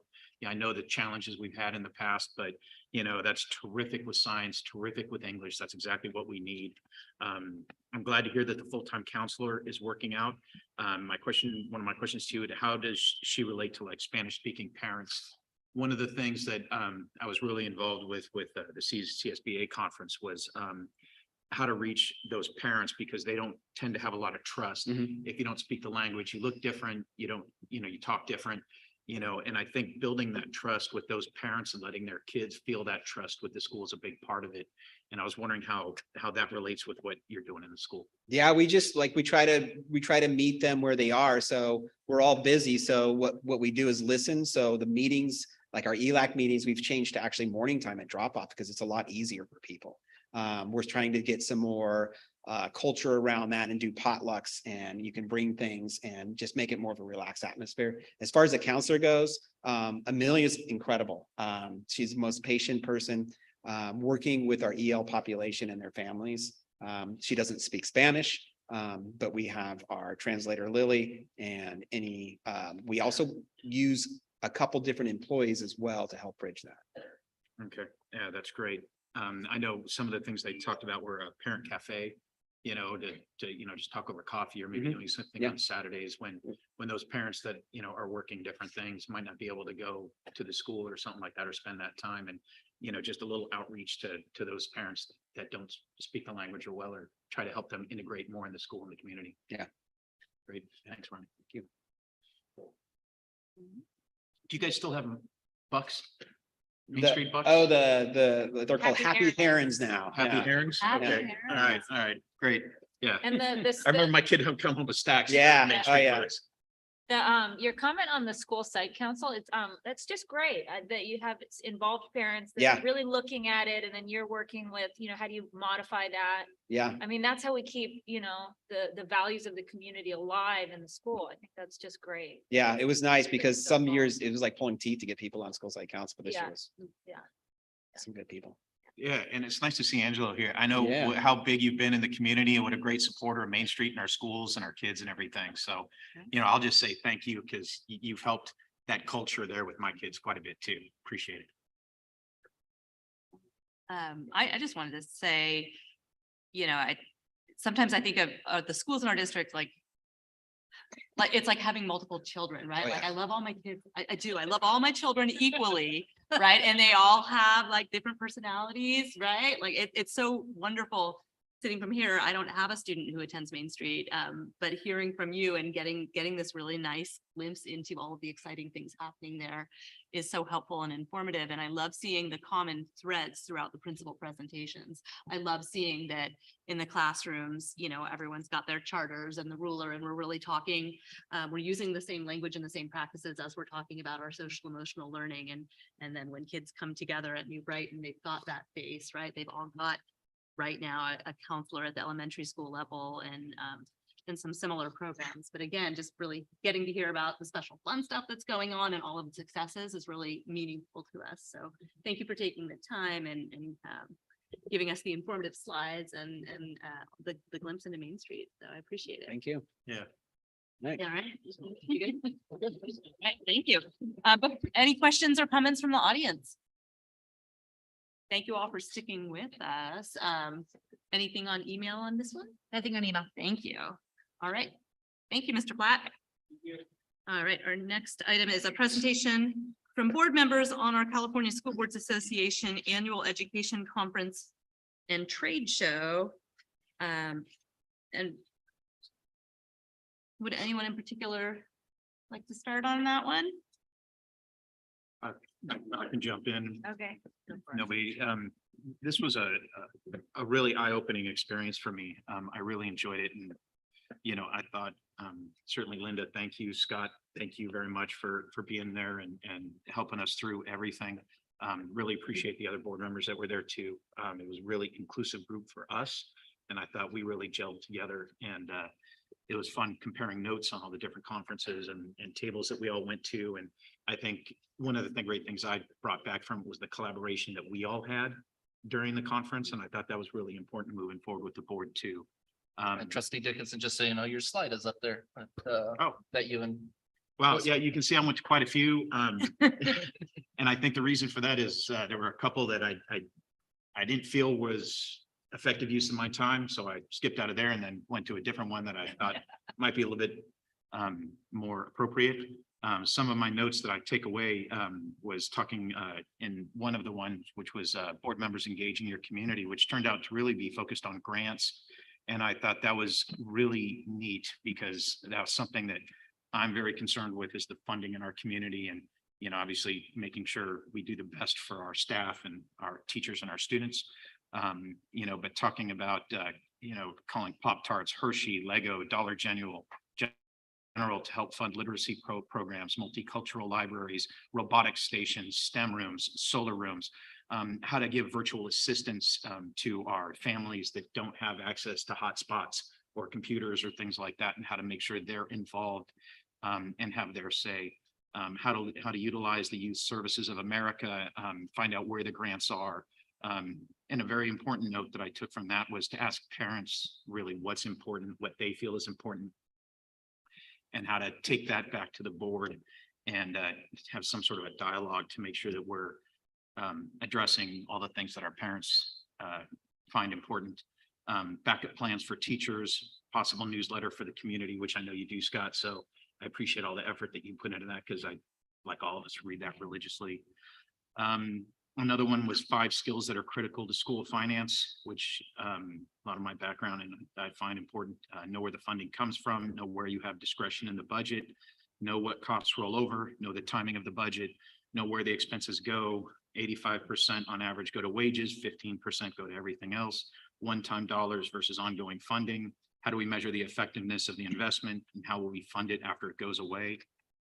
And although I could sit here and talk about it all day long, my last point was family engagement, honoring, respecting, and valuing communities. And I really focused on that, especially with my conversation with Ronnie.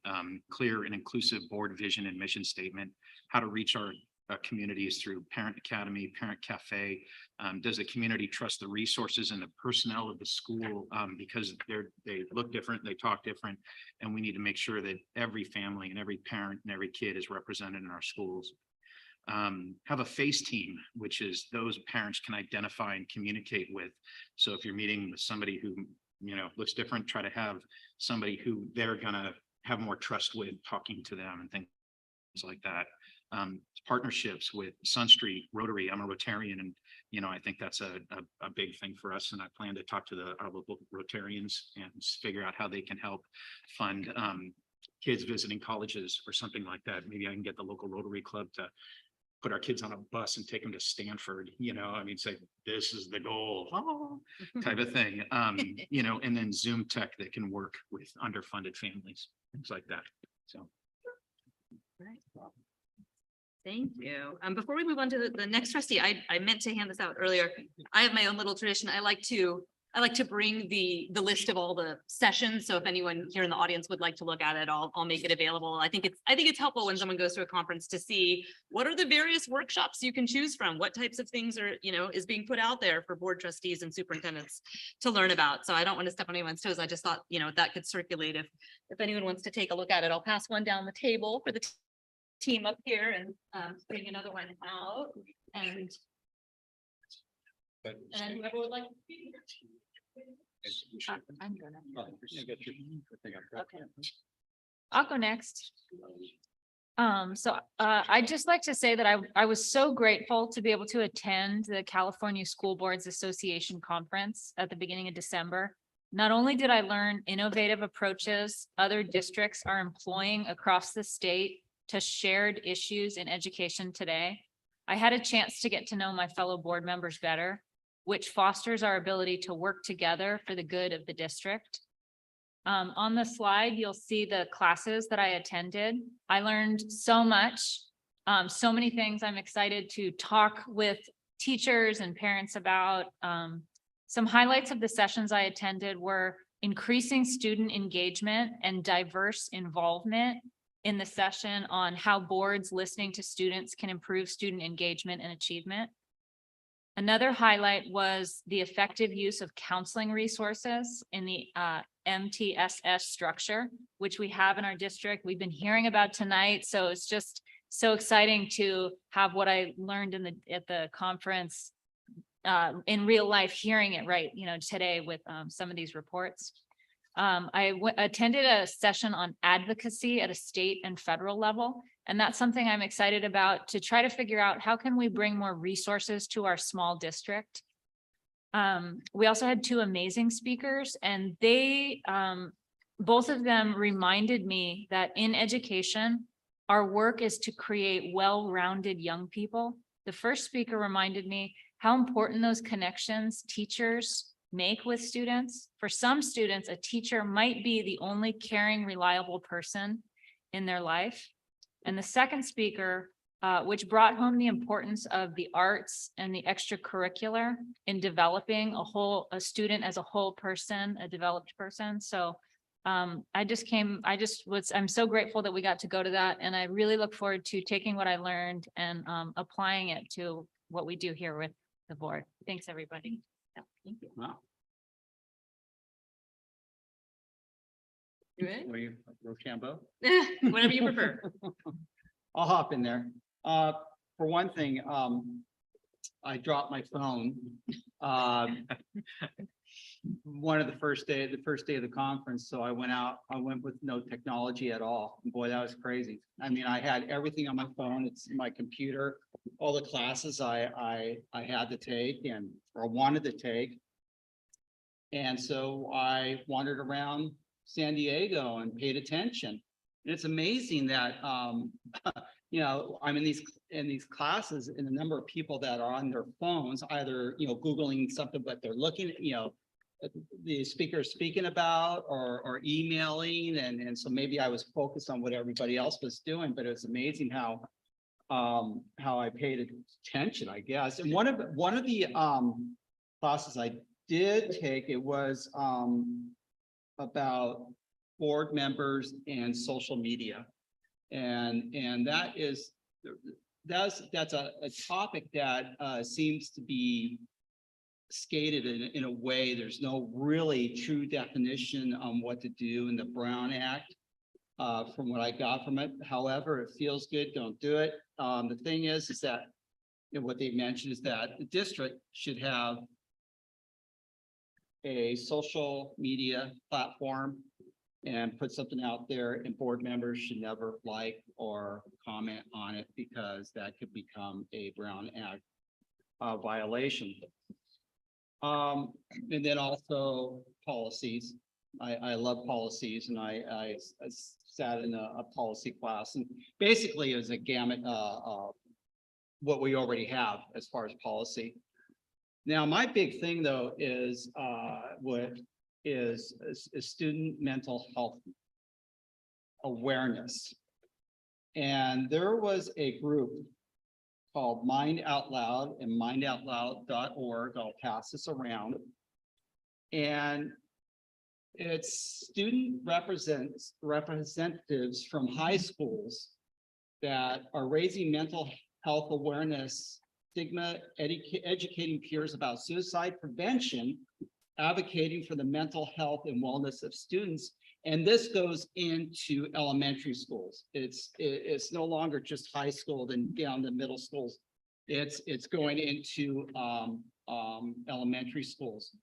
And what they do is they have classes, there's a program where a student could actually call and discuss what is going on with them.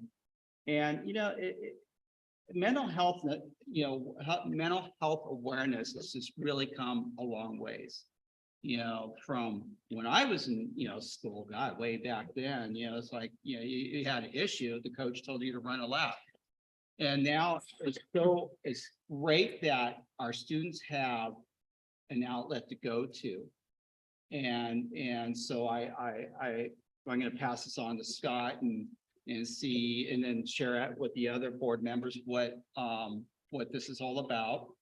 They do have a presentation on mindoutloud.org, and it's a 2022 event recordings, and it would be great if everyone liked to take a look at that. I'm already looking at it, Ted. Yeah, Right here. Oh, are you? Oh, Nice. awesome. Yeah, and also, if anybody wants a new skateboard, I got a shaper right here. But no, he wasn't at the conference. No. He was on the way back, but I think that's it. All right, thank you. I can't quite top that, but but I have some notes, and Linda, I'll email them to you. So if that's Thank you. helpful, I'll email my notes. But as usual, once again, I really appreciated the opportunity to attend the CSBA conference, especially being able to have one in person, have that safe to do so again. This conference is really one of the best opportunities that board members have to engage in professional development. I thought I would just cover a couple of the sessions I attended, some of my highlights. As Kelly mentioned, one of the first speakers was a keynote speaker. His name's Brandon Fleming, and he's the author of a book named Miseducated. And he shared his very personal story of struggle and success and service. And the ultimate message that he shared was how the value and how important it is to lead with love. That was his quote. That's what he really implored us all to do. 4,000 people, I think, in this auditorium. And he shared how so many things in his life had not gone the way he'd hoped, and he had really had a lot of struggles. And there was a moment where a teacher really saw him and really just asked him about himself and made that personal human connection and just the value of the relationship. And again, instead of leading with, the punitive issue or whatever the specific little issue was at hand, that teacher reached out and made that human connection. Some of the workshops I attended, I also attended the 5 critical finance skills every board member should have. And I thought it was incredibly helpful, even after doing this for about 8 years. That piece can be challenging, and it's not something that most of us do in our day-to-day life. So that was really valuable. And I would invite board members, if there were slides or, a PDF of any workshop materials that you think would be helpful for other board members to read, I think it would be fine to send it to the superintendent, and then he could make sure to disseminate it just for our reading pleasure, because I think that might be a good one for us all to look at. We talked about just summarizing school finance, the role of board members in financial decision making, and then how important it is to make really clear communications around financial issues and decisions. I also attended the ABCs of Advocacy workshop. It's a personal goal of mine to really improve my work in advocating for our district and public education in general with our elected officials, both in Sacramento and DC. So the workshop had some really great tips about building relationships and doing what can sometimes feel like uncomfortable work in this type of advocacy. So that was a really helpful one. Connecting in Conflict was a table talk. A couple of us were able to attend, and a table talk is supposed to be a small session. This was a little larger, but it was from an expert talking again about the value of relationships, how to build and maintain productive relationships, even in times of conflict. And her focus really was on earning trust and understanding how your big picture goals can align with someone, whether or not, you know, the current issue is something you're agreeing about. So again, the value in working on building trust and relationships. And then unfortunately, I had to leave the conference a day early. I had a family emergency. But for the time I was there, I really learned a lot. And even above all of the excellent speakers and workshops, the opportunity to connect with the team is really valuable. That's not something that can happen very often, right? So that was really special, and I appreciated the time with all of you and with you, Scott, and then also the chance to connect with folks from other districts. So thank you all on that. Boy, we've had a lot to say. Well, I wouldn't. Oh, I'll just, no, And I sorry, passed no, that. I echo what everybody said, so I won't go on and on. I will just say that besides the author of Educated, we also have, of Miseducated, we have the author of Educated, Tara Westover, who, really resonated with me. She, go deep into the story, but she was basically raised off the grid and didn't see a classroom until she went to college, and her story is just amazing, and she's just a very down-to-earth speaker, and just as Callie had said, just really emphasizes the importance of something they do great here at all our schools, but do great here, and trying to find other ways besides just the classroom to connect with students and make them feel connected to school. So she was powerful. And then my breakout sessions, if I had to say one phrase, it would be workforce housing. I saw a great presentation from Jefferson Union High School District up in Daly City. They've built 147 units of workforce housing because it's like impossible to afford a house up there. And we know we feel some of those pains here.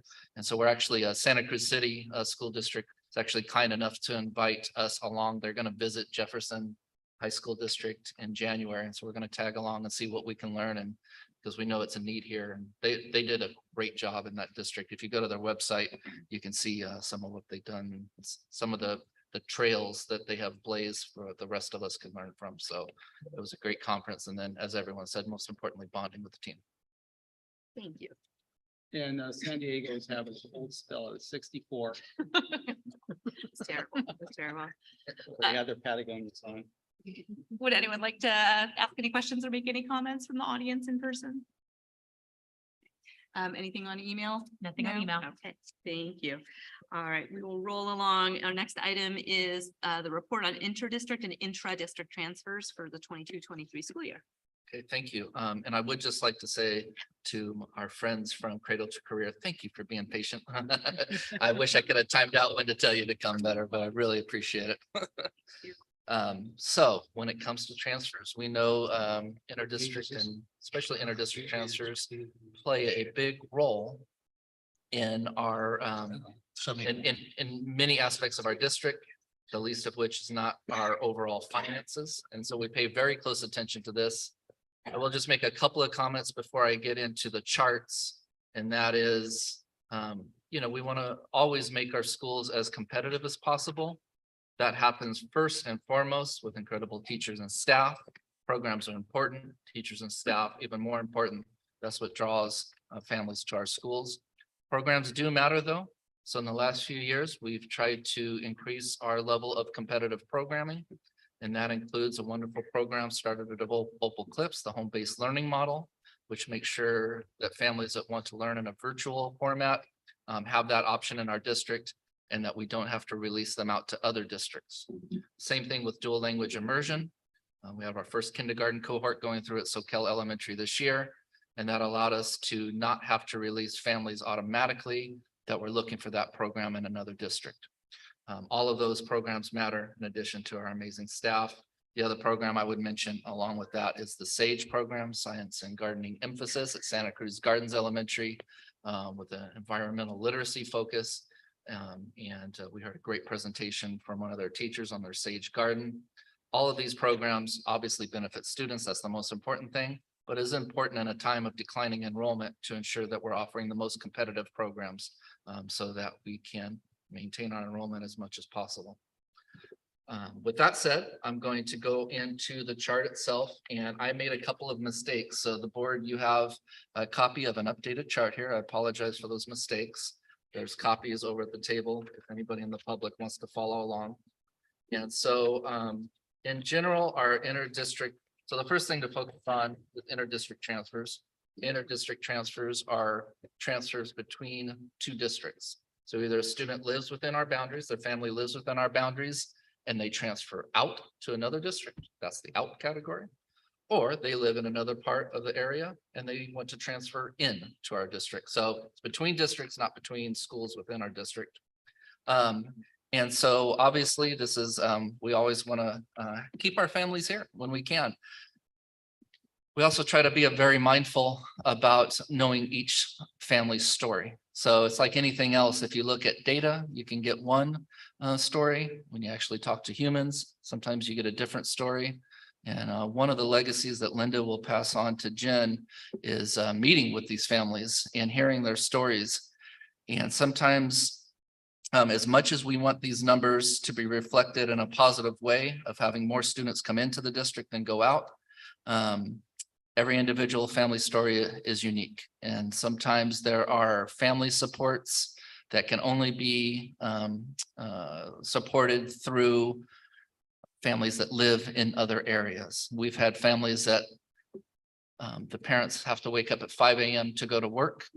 And while they live in our community, the only folks that can support the coming to pick up the children and watching them until school starts live in a different part of our community and live next to another school in another district. Yeah, do we want those numbers to be reflected positively? Yes. But do we need to honor each individual family? Yes. We try to take a nuanced and balanced approach to that. So with that as a preface, let's look at the numbers. On the numbers, you will see each school listed on the chart, and these are for inter-district transfers. And so you'll see Main Street Elementary School. You'll see each grade level listed. You'll see the number of new inter-district transfers. So I'm looking at this left-hand side. You'll see the number of new inter-district transfers that have come into our district this school year. And then obviously in the column to the right, the number of new inter-district transfers out this school year. And you'll see a comparison of the number of students coming in and the number of students coming out. To the far right on that page, you'll see the reasons. The reasons are myriad. Childcare is a big one, obviously. Even though we have great partnerships with CKC, the city of Capitola, sometimes there are, even with subsidized costs, sometimes families can have other family members provide free childcare, even opposed to subsidized childcare.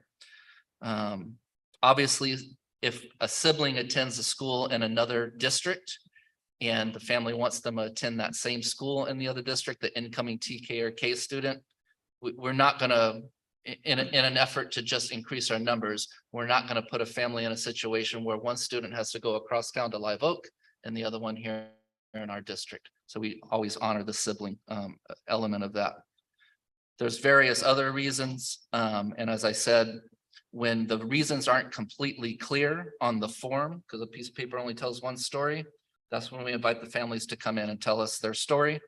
Sometimes we still deny the transfer. Sometimes we see things another way and we approve the transfer. To summarize, when you go to the very bottom right on the updated chart, you will see that the numbers reflect a larger number than what's reflected on the left-hand side of the chart, because now that very bottom right corner is reflecting all of the inter-district transfers, not just the new ones for this year.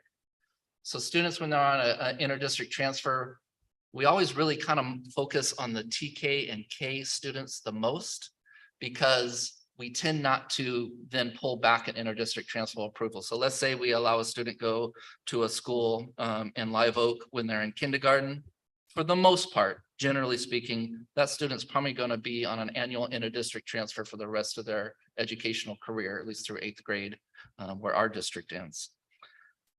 The larger number reflected in that bottom right corner are the continuing ones. So students who are not new inter-district transfers, they've been on an inter-district transfer and are continuing. In a perfect world, we'd always like to see those numbers be more coming in than going out, but there's a lot of variables to that, as I've tried to express. We do really take this very seriously. We look at it from a fiscal perspective, but we also look at it from a humanistic perspective. And with that, so that's inter-district transfers, sorry. Intra-district transfers are between our schools. So it might be a student who wants to transfer from Main Street to Santa Cruz Gardens Elementary School, for an example. And these are also very important. They don't have the same fiscal impact because whether that student goes to Main Street or Soquel, they still contribute to our ADA and to our enrollment. But we still take it very seriously. And we try to ensure, and one thing I always like to point out on the intra-district transfers, we pay close attention to Santa Cruz Gardens, you know, and we like to just be transparent and call it out. They have a very small enrollment. They're at about 240 students. Amanda has described it really perfectly earlier when she described it as like, when we think about our elementary schools, you know, 3 kids with all personalities that, you know, are all so important to have those different flavors in a school district. And so we want to do everything we can to support Santa Cruz Gardens and trying to find ways to continually increase our enrollment and have that school thrive, because it's an essential and important part of our district. Their SAGE program, if you look at the intra-district transfers, you'll see that when you look at the totals, more students are coming into Santa Cruz Gardens than are going out. And we're just so proud of the program they've put up there. It's not just SAGE. There's just like with intra-district transfers, there's myriad reasons why families request transferring between schools. But we certainly think the SAGE program has a lot to do with those positive numbers at the Gardens. And with that, I'll pause and see if there's any questions. I got a question, Scott. Sure. And I'm not even sure if this is the right forum for this yet too, but it seems like, I mean, looking up with the children leaving because of childcare, I relate that also to siblings. So if it's perhaps the one kid, the family can't afford childcare for that one child, then we're not only lose that child, we might also lose the sibling. In that case, we might have an opportunity to keep both of them. You mentioned subsidized childcare or something like that. Is that an option? I know the district gets money for every student. How does that offset? If we can afford to subsidize their childcare here, maybe we can not only keep those kids, but keep their siblings too, and would be offset by the state by keeping, you know, both kids here. I mean, and I'm sure you've looked into all this. No, you nailed it. It's a very insightful question. So I'll give one example, and that's with the city of Capitola. And so up until the pandemic, we only had Campus Kids Connection as a childcare partner in our district. The city of Capitola came through tremendously when during that time, probably remember, your kids, it's like, okay, my student has to do distance learning, but I have to work and somebody needs to be home with them. It was almost an impossible situation. So the city of Capitola stepped up and became an additional childcare partner with us. And so just recently, and we've done this, I think, for the last 3 years now, the board approved a contribution, I think it was $20,000 this year, to the city of Capitola's childcare program. And so they're a true partner. And that money goes towards subsidizing childcare costs for low-income families. So we're always looking for those opportunities. CKC offers subsidized tuition for low-income families as well. So we're doing it. That's not to say we can't keep looking for ways to do it better. Is it starting earlier, going later? Is it, I mean, So most of our childcare is after school. We do have one before school program only at Soquel Elementary. And that's proven to be invaluable because it's helped support our dual language immersion program in a beneficial way. I've used both. I've dropped my kids off before school to CKC and dropped them off afterwards. And they're not doing the morning stuff anymore. I mean, what can we do to help those parents that don't have any other options? They got to go to work. They can't get their kid to school, and we might lose the kids, the siblings, and the support because of that. It's a great question. The best way I can answer those kind of questions sometimes are on real life examples. And so we actually had a family that was in that situation at one of the other elementary schools. And so what we did is work with them, since we could only since CKC could only have one morning childcare program, and that's at Soquel. We worked with that family and offered them an intra-district transfer. Luckily, that family also benefited from the dual language immersion program. So a lot of times it's trying to see how all of these pieces come together and support families. Why can CKC only have one I mean, is it? It's a staffing? capacity Is it issue in money? terms of like, even at Soquel Elementary. So, you know, your point is well taken. We've had these discussions. We actually met with Noel, who's a wonderful director of CKC, just earlier this week in our cabinet meeting. And as much as what you described about families needing that when you think about rushing off to work and everything, it's just hasn't been a very robust attendance. And so at some point, even though we have contributed to keep that SoCal elementary program going in the morning, so we've contributed as a district. But the attendance is still not that much. And it's, at some point, they have to at least be cost neutral, in spite of wanting to offer the program for the good of the community. Yeah, I'd be interested in looking into that. Sure. Yeah. Other questions or comments? A question. So on this, the one that is the inter-district. So is there a way to squeeze in reasons for coming? Because I have to ask you, That's a really good where question. the heck did 28 sixth graders come from? So I'll answer twofold because that's a twofold question there. So great idea. And I think this data can be improved ongoing, just like any data set. And so I think sometimes, we're so focused on not wanting students to leave our district, we kind of analyze the data that way first. Maybe we could do more. I think it's a great idea to say, what are all the great things we're doing to have students come into our district? So great point on that. And in short, we have a great relationship with our surrounding districts. And so a lot of times the students, for example, from Mountain School, they're only an elementary school, will feed into our right here to New Brighton Middle School for middle school. So that it's not necessarily the sixth graders, but that's one example of how sometimes we get those more robust numbers here at New Brighton.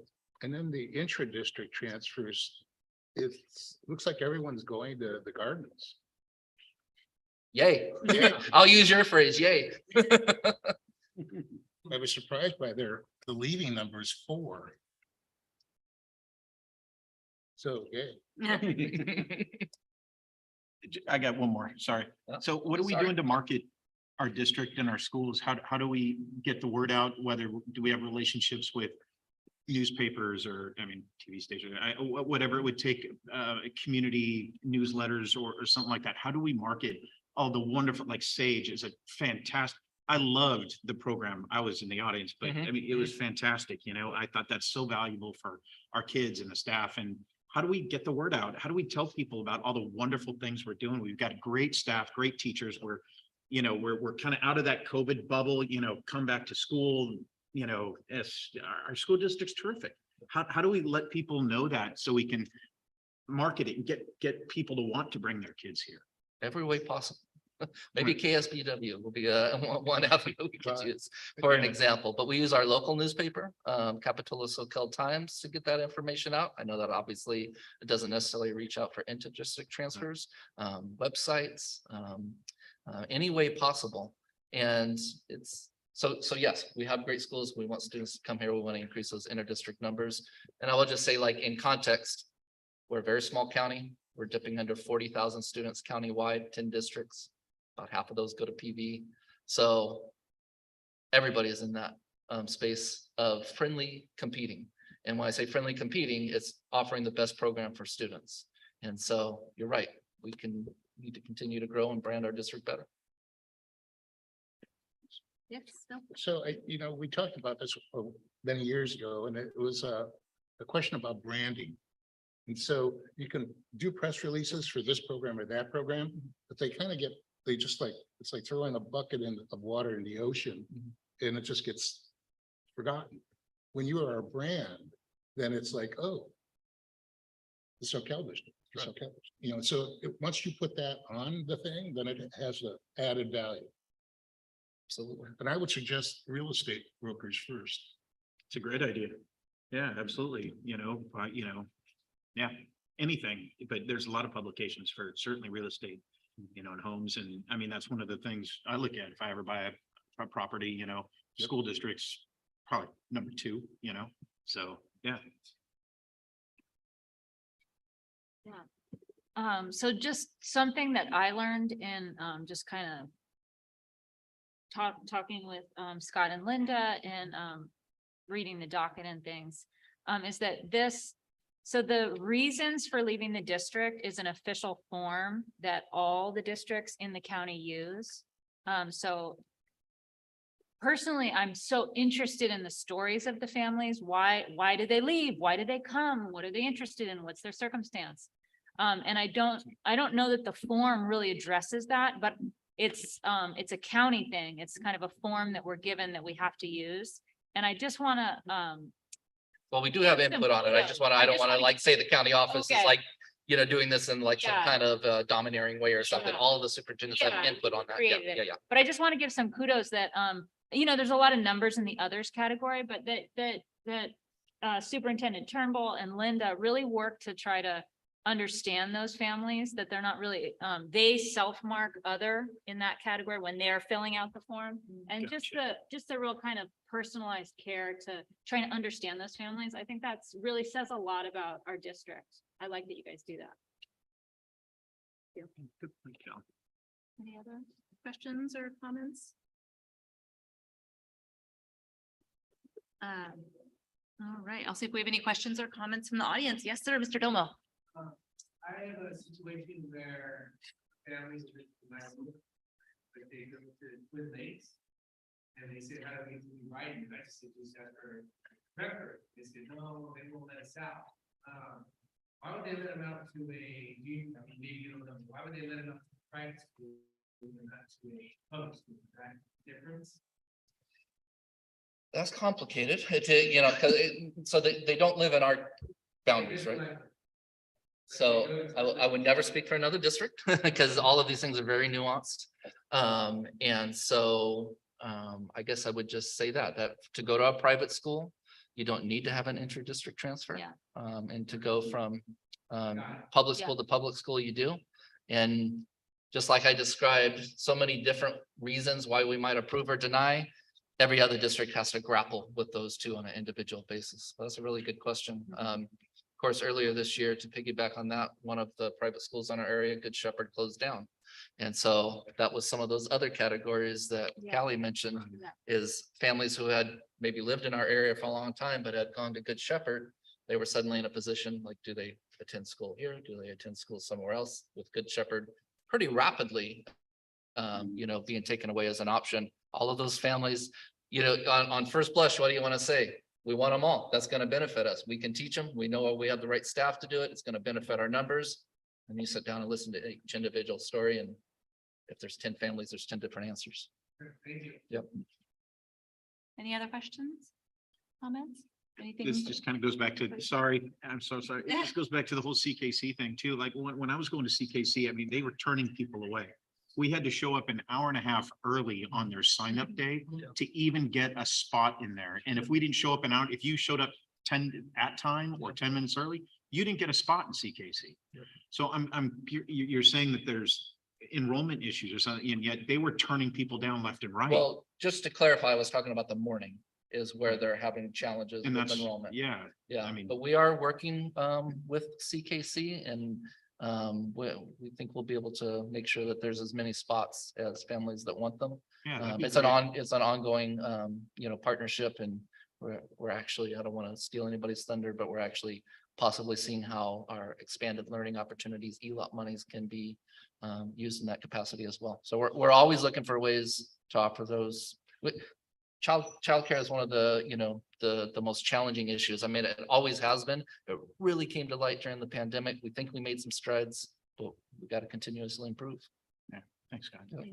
Yeah, I mean, anecdotally, I'll just say over the years, sometimes when I've heard specific families' unique needs for needing childcare issues as being a reason that they really want to be in another district, is they may very well have, free support from a family member. They may have a grandma or an auntie who, lives, in a different school district, very close within walking distance to the school, so they can drop, their kindergartner off at grandma's house, go off to work at 6:30 a.m. and then grandma walks them to school. So you do hear these really unique individual stories, but sometimes there is that common thread. And piggybacking, so appreciative.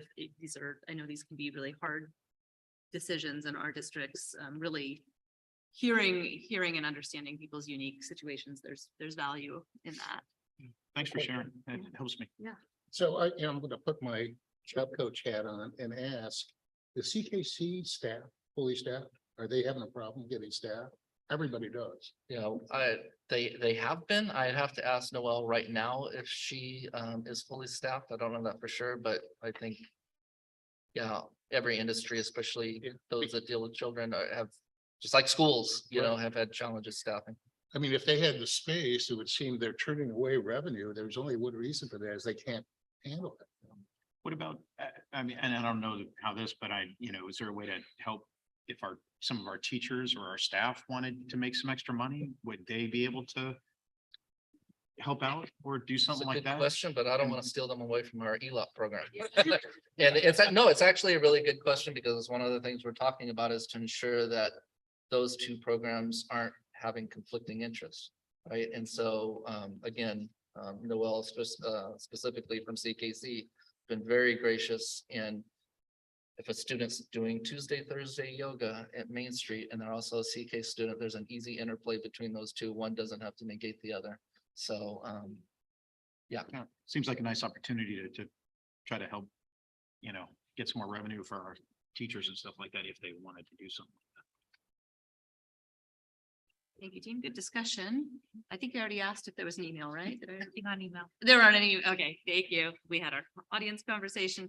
Thank you so much. We're gonna move on to the next item, which is item 7D, discussion regarding updates on our local control accountability plan, LCAP. Right, Dr. Glance. Is that? Well done. It's a cool name. All right. I think so too. Well, first I just ordered the book that you suggested, so I can't wait to read it. It was educated, and thank you, Ted, for the other link. I'm really excited to look at that. However, I am talking about the LCAP today. And so the LCAP bite tonight will be in relation to goal 2.2. And that's professional development that's associated with our textbook adoptions. As the board, some of the board remembers, in 2019, just before the pandemic, our adoption committee recommended the purchase of FOSS. And FOSS is the elementary science curriculum, and FOSS stands for Full Option Science System. Anybody wants to know that? Our materials were purchased, but did not arrive until after we were in our pandemic, which meant that the books were here, but the students were not. And so really what that did for us is it asked us to really consider how we were going to be using that curriculum because it is very hands-on in nature. And so we did put a pause and we did pivot towards mystery science, which was more of a virtual option for science during the time that the students and the teachers were at home. But we're fortunate that we have our kids back in schools and we're doing really great things.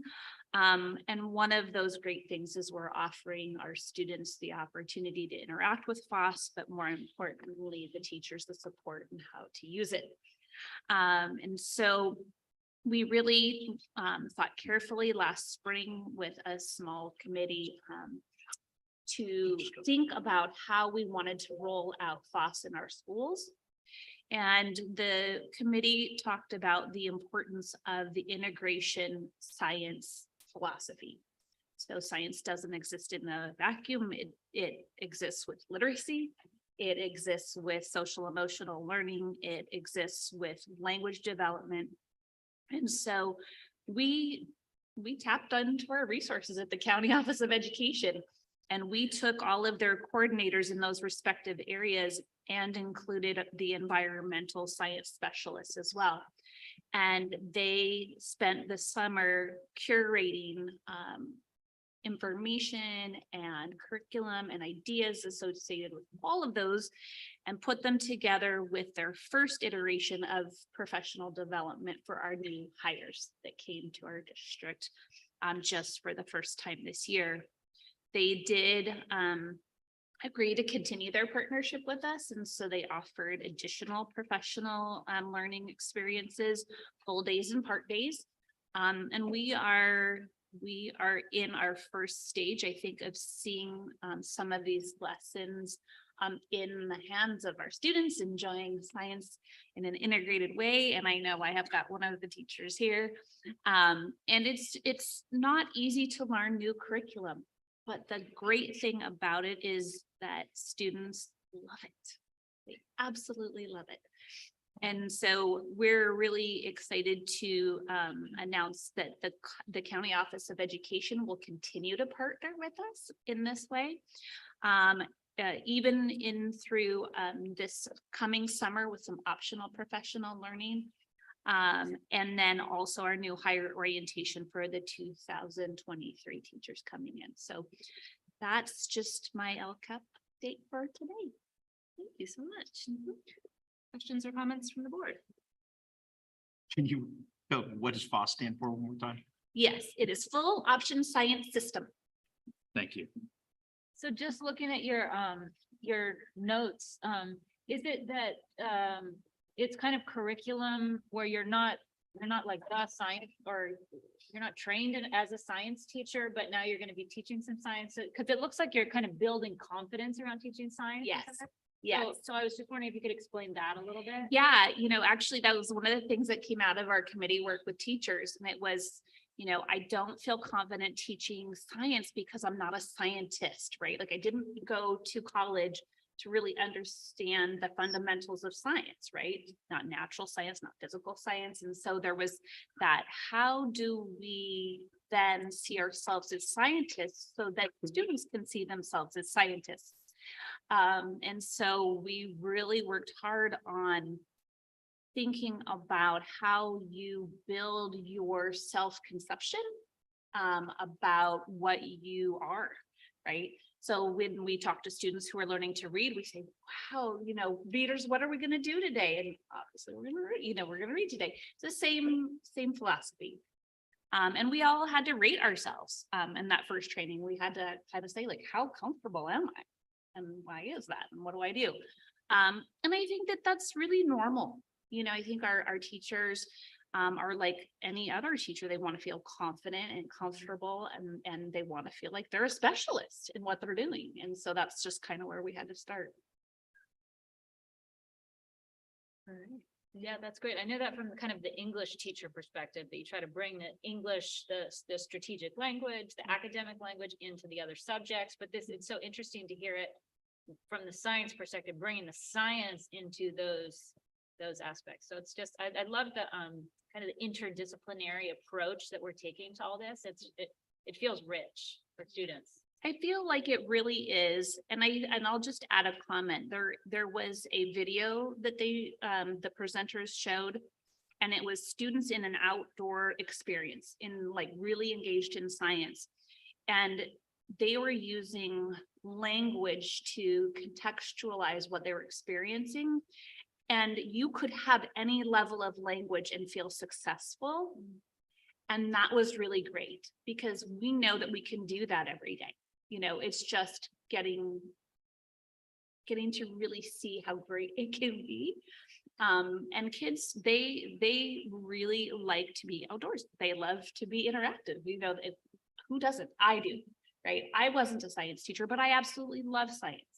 And so to get children to love science, but also bring all these other things together is really, really fun. Yeah, super helpful. Kind of goes to what Amanda was talking about with Brian Fleming. It's the love first, and if you can teach because you love and you have passion, you care about the kids, that's going to go to the kids. They'll want to learn science, whether you're a scientist with a PhD or whether you're just read the thing last night, Yeah. Yeah. It's exciting. I love being able to see the kind of the detailed agendas for the different sites here on their trainings and activities. That's really neat to get that breakdown. We don't always get to see that. So I thank you for adding that in and doing the work to get the COE's partnership and bring this to our staff, and of course ultimately to our kiddos, because this is not how science was taught when I was in elementary school and middle school, and thank goodness, right? Thank goodness. So we've got so many beautiful, wonderful resources literally at our doorstep. So I love it. Any other questions or comments from the table? Your notes are great. Yeah. That's So what timing? We just did fusion. So that's gonna, guys gotta be talking about that. And I'm gonna do some catching up. I loved your literacy presentation and I don't know if this is possible, if you could put a version of that on our website so that parents could look at that because you just go right down what they should know. I Yeah. remember being a parent and going like, phonics, I remember that. I'm happy to bolster our website. We do have a lot of areas of growth there. Right. So, yeah. Thank you. We're good at the table. Anything from the audience on this one? Thank you all again for sticking with us. We're moving on, but yeah. No, you're good. Okay, sorry. I saw Hey, from- Amanda, Yeah. I know it's getting late. I don't know how this works, but the people in the audience have been waiting there for Yeah, hours. so Is it's there an any way? action item. So we're gonna, we have to go through our presentation discussion items, but I'm hoping, and I wanted to double check with the superintendent on if we could move it to our very first action item, or if there's any, is that okay as far as your flow and, okay, thank you. Is that all right? Yeah, Oh, yeah, I thank you. Good. We really appreciate you being here. We apologize. Yeah, we've you got a great lot going patience and on I'm dying to a lot hear of what you have to say passion. now. Yeah. Thank you. We've got just see a couple more discussion items. Our next one is our discussion on the famous ELA. No. Nothing on email. Oh, thank you so much. Nothing on email? Why not? Okay. Thank you for catching me. I appreciate that. We're good in the audience. I was so excited to talk about the famous ELA. This is our discussion on the extended learning opportunities program plans. Okay, well, I'm glad that you're excited. It's been really interesting to learn and understand all of the intricacies of the legislation. But thank you. I'm happy to provide a brief overview of our expanded learning opportunity draft plans. As the board knows, Ed Code 46120 was established to help schools and school districts offer an expanded learning day to what is the focus of this grant is unduplicated students. So that's students who are considered homeless, English learners, low socioeconomic status, and so forth, that were more impacted post-pandemic and during the pandemic than any other groups of students. This first legislative move in this direction is amazing to see. We haven't seen anything like this in decades. And so we're really excited to see the commitment and the investment to our schools and our students. Across the state, we're grateful for the opportunities that this funding can provide, but it's also very difficult to determine the do's and the don'ts that this legislation has kind of packed into it, but we work very hard at it. Because this legislation is new, so are the planning documents, the timelines, the accountability systems. So as such, the 21-22 and 22-23 school years allow for grace in drafting and implementing the program. Our first audited year will not be until 23-24. And Michelle and I are very happy for that. The attachment to this board memo is illustrative of the district's current draft plan, and the draft plan is comprised of site plans that require site-based decision-making. Each plan includes a study of the unduplicated student population first, and that is because it is required. Next, it requires both a pupils need analysis in tandem with a resource analysis. So what do our students need and what do we have to support that? This time, the resource analysis portion is less about funding. It is all about people power.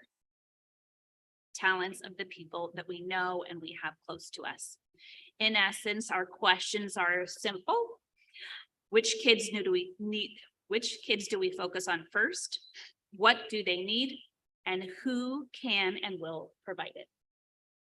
Some districts rely solely on community childcare partners. So we know that some districts in our county rely solely on CKC or Boys and Girls Club organizations. or have no site-based programming, have no options. Some schools offer no program at all, since the minimum level of support required is simply one or more schools within a district. Our district has taken a very bold multi-prong approach. We are attempting to offer programming for site certificated and classified staff, site partners that have been in existence, district partners, and also third-party agencies. So we are not limiting our opportunities to bring sessions and programs to kids. We understand that this means that each site offering is not the same. And the same does not mean equitable, it only means equal. Smaller schools with fewer students have fewer unduplicated counts, and as such may have fewer offerings, at least at first. Our goal is to grow them all. So just for a few nuts and bolts, the ELAPs must include an expanded learning day and an expanded learning year. The expanded learning day is 9 hours daily, and the expanded learning year is 30 additional non-school days. The programs must also include 2 major content items. The first, a literacy element that includes homework or tutoring assistance in 1 or more of the following areas: language arts, mathematics, history, social science, computers, or science.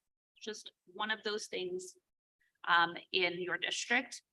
And the second is an additional enrichment element that may include, but need not be limited to, fine arts, career technical education, recreation, physical fitness, or prevention activities.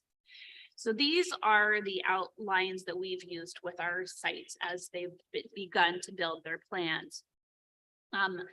As Superintendent Turnbull mentioned, we have engaged CKC in conversation just this week about how to include more of their offerings beyond the morning opportunity at SoCal Elementary for just these reasons.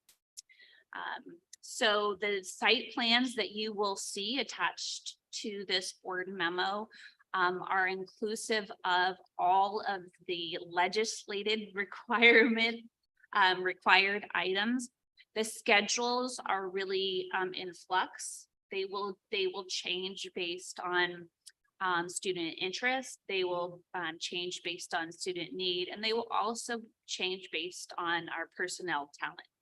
So as Mr. Platt was mentioning, he has a classified member of his team who is a fantastic artist and loves to teach art and has never had the opportunity to teach students before.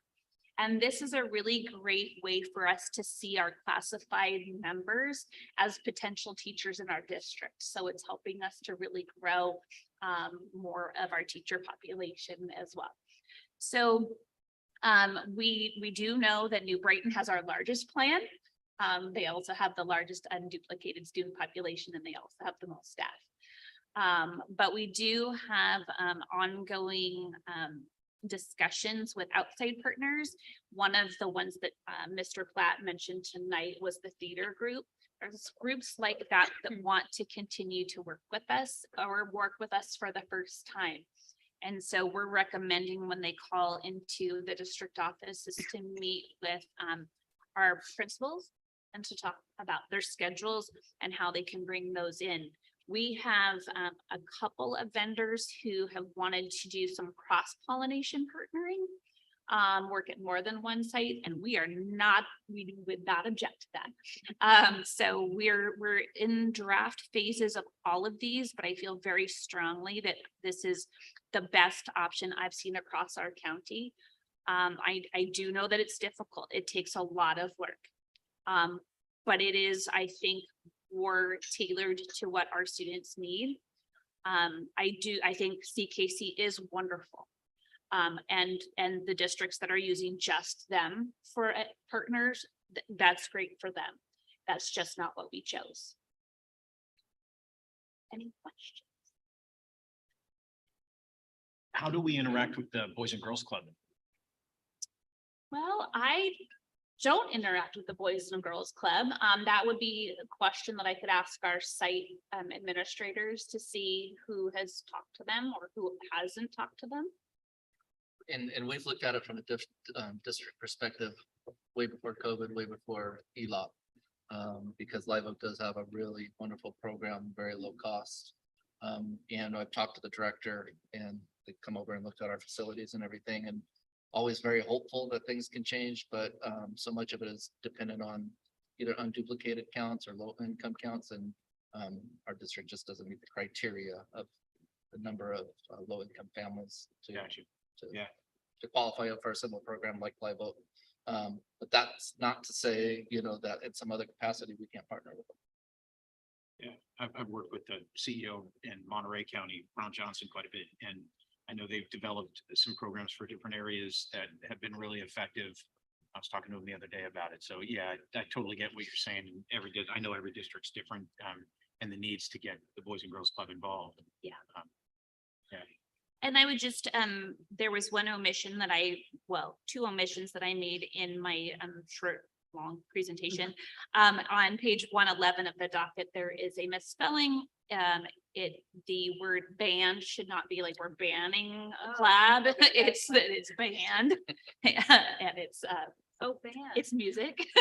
Band. So I apologize for that. And also too, we have emphasized with the principals and each of our site staff that are teaching these sessions, whether they're academic or they're enrichment in nature, that we want kids to be there. So the experience isn't doing the same thing, right? We know that, parents want kids to come and do this, but more importantly, we want kids to come and do this. And just kind of anecdotally, when we spoke to some of the New Brighton students who had been participating, they're like, this is the most fun we've ever had in school.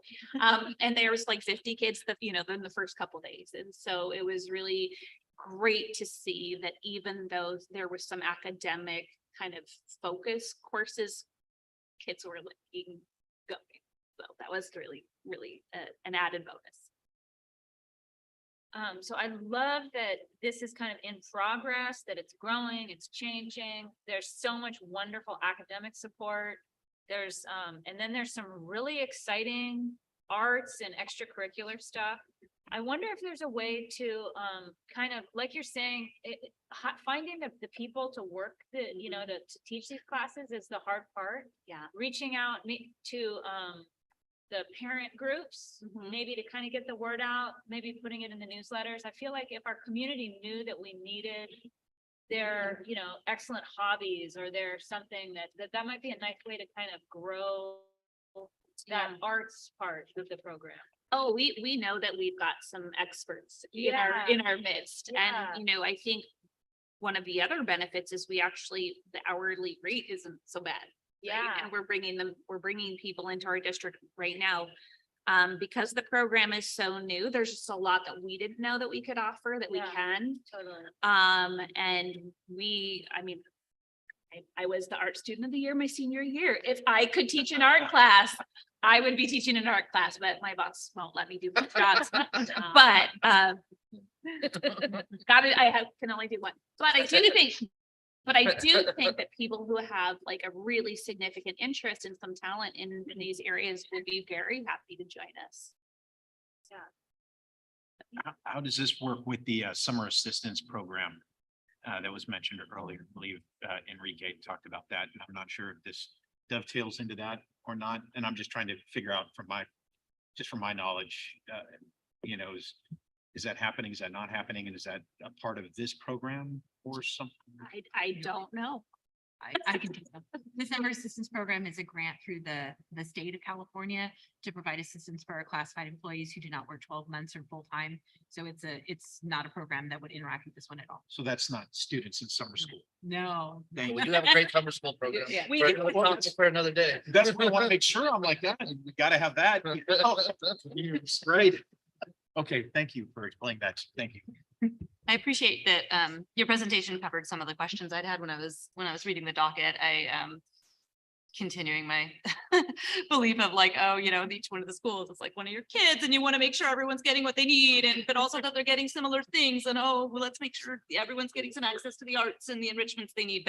But putting it, you know, framing it, first of all, in terms of this is very new and this is a great amount of work and really needing to, thank you, really needing to capture the talents and the folks that you have available to work from the program at the sites and also the number of students who are there at the site and are in need of the assistance of the program. So it's really a lot to juggle and manage. So I'm very, very grateful that we have these funds from the state. I'm very grateful that you're not already at a point of needing to worry about audits, et cetera. So there's a little bit of time to get it all worked out. And it's a great benefit to our kids and our families. So yeah, a long comment, not a question. Thank you. Okay, so this is a draft, right? Okay, because there's a something about youth leadership on page 85, but there's nothing. Yeah, we're still building, depending on the site, how the youth leadership looks. Each school is defining what it looks like. Right. So at one of the sites, they were saying like, we haven't determined how we're going to get that student voice, whether it's going to be through like organized leadership or just like a student survey. So, And then CNS is going to put their chunk in too, right? yeah, we do offer free snacks Right. to all No, the that- students. That's like part of it. We would like to ask them if they like it. But you know, that's all part of the process. Right, here's a hard question now. 30 continuous days, 9 hours a day. Is there a nap time in there? I mean, that Well- sounds like work, that like working at Silicon Valley. Yeah, I mean, I would say, you know, pedagogically, it wouldn't be my first choice, right? Because 30 extra days of school at 9 hours a day is taxing. It's taxing for grownups and it's For everybody. it's very taxing for kids. And so, you know, we're trying to be really mindful of not over schooling, you know, our students. A couple of recesses at least, you know. We do. We are mindful about mind breaks and body breaks. yes. Otherwise, great, spend that money. All right, yeah, and I just appreciate how kind of quick the entire district and the principals and the schools, they just jumped on this opportunity for the after school. It's just, it's been great. And I can see that it's like a, you know, swimming upstream kind of a moment for everybody. So it's awesome what's Thank being you. created. Yeah. Thank you. I know that our staffs would be very appreciative to hear that. Setting the bar. All right, good robust discussion, unless there's anything else from the table. Nope, let's see if there's anything from the audience on our e-law. All right, no thanks. Nothing on email, I'm guessing. Nothing on email. But thank you for checking. All right, thank you very much. Much appreciated. Our final discussion item is the report on the 2021-22 developer fees collected. Hello, board. This is a standing annual item that I bring to the board every December.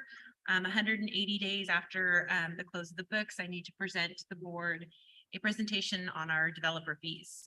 How much we received, how much we spent, and if we had to have any refunds in developer fees. And so developer fees are, because I know we have a few new board members here, they are based on a 65-35 split if you are not a unified school district. Our feeder district is Santa Cruz City Schools. So any new developments that are built within the boundaries of our school district and Santa Cruz City Schools District, because they are also the feeder district for their own elementary and Live Oak, we would receive 65% of those developer fees or mitigation fees, depending if it's residential or commercial building, and they would receive 35% of that. The County Office of Education handles all of this for us. The architects, planners, homeowners, they all go down to the county office, fill out the paperwork, and it's calculated based on a per square footage dollar amount. And so the last, well, I should say probably 4 years now, 5 years actually, because once we received our bond, we passed our bond and received our bond funds and began our bond work, and then entering into the COVID era of time, we have not actually needed to spend our developer fees. We had the good fortune of having bond and having our RDA monies that we are currently using. And the developer fees were not the use of developer fees was not an appropriate use of the money for our climate tech project. So we're in a good position right now to have this bank of money that we're holding. When some of these projects do come up that we will no longer have RDA or we have fully expended our bond. All that being said, we had $467,000 at the end of the last fiscal year, and we brought in $120,000. This really varies. I have been here I'm going on 10 years. There has been a year where we received $10,000 and there's been a year we've received a couple $100,000. So it really is based on how much development is done within the county, and really through COVID, not a lot of development was being done per se, not a lot of big development, single home additions and ADU units and things like that don't garner very much funding. And unfortunately, a lot of the bigger funding developments that are in the county right now are not within our district borders. So I have to present this annually to the board for transparency and to the public. And this is why I bring this item tonight for presentation. All right, thank you. Questions, comments from the board? I'll read about Yay, money? Yeah. Yes, please. Yeah. Anything further? Okay. Keep building. Yeah. Anything from the audience? Thank you. We're so close. Okay. Anything on email? Oh, whoops, wait. Because it could be on this item. This is the exciting one, I know. No, nothing on it. Okay. Thank you very much for the report. We are now on to our action items with our apologies for the length of our meeting. With the board's permission, and thank you, Trustee Dickinson, for the idea. Are we okay to move item 8C up to 8A? So we'll take this item where we have some guests here from the community. Great, so we're good. We're going to move item 8C up. So now we're going to consider the approval of the MOU between the United Way Santa Cruz County and our district. Great. I'm going to do a little intro and for the program, and then I'm going to introduce our friends here. So Cradle to Career is an initiative of the local United Way.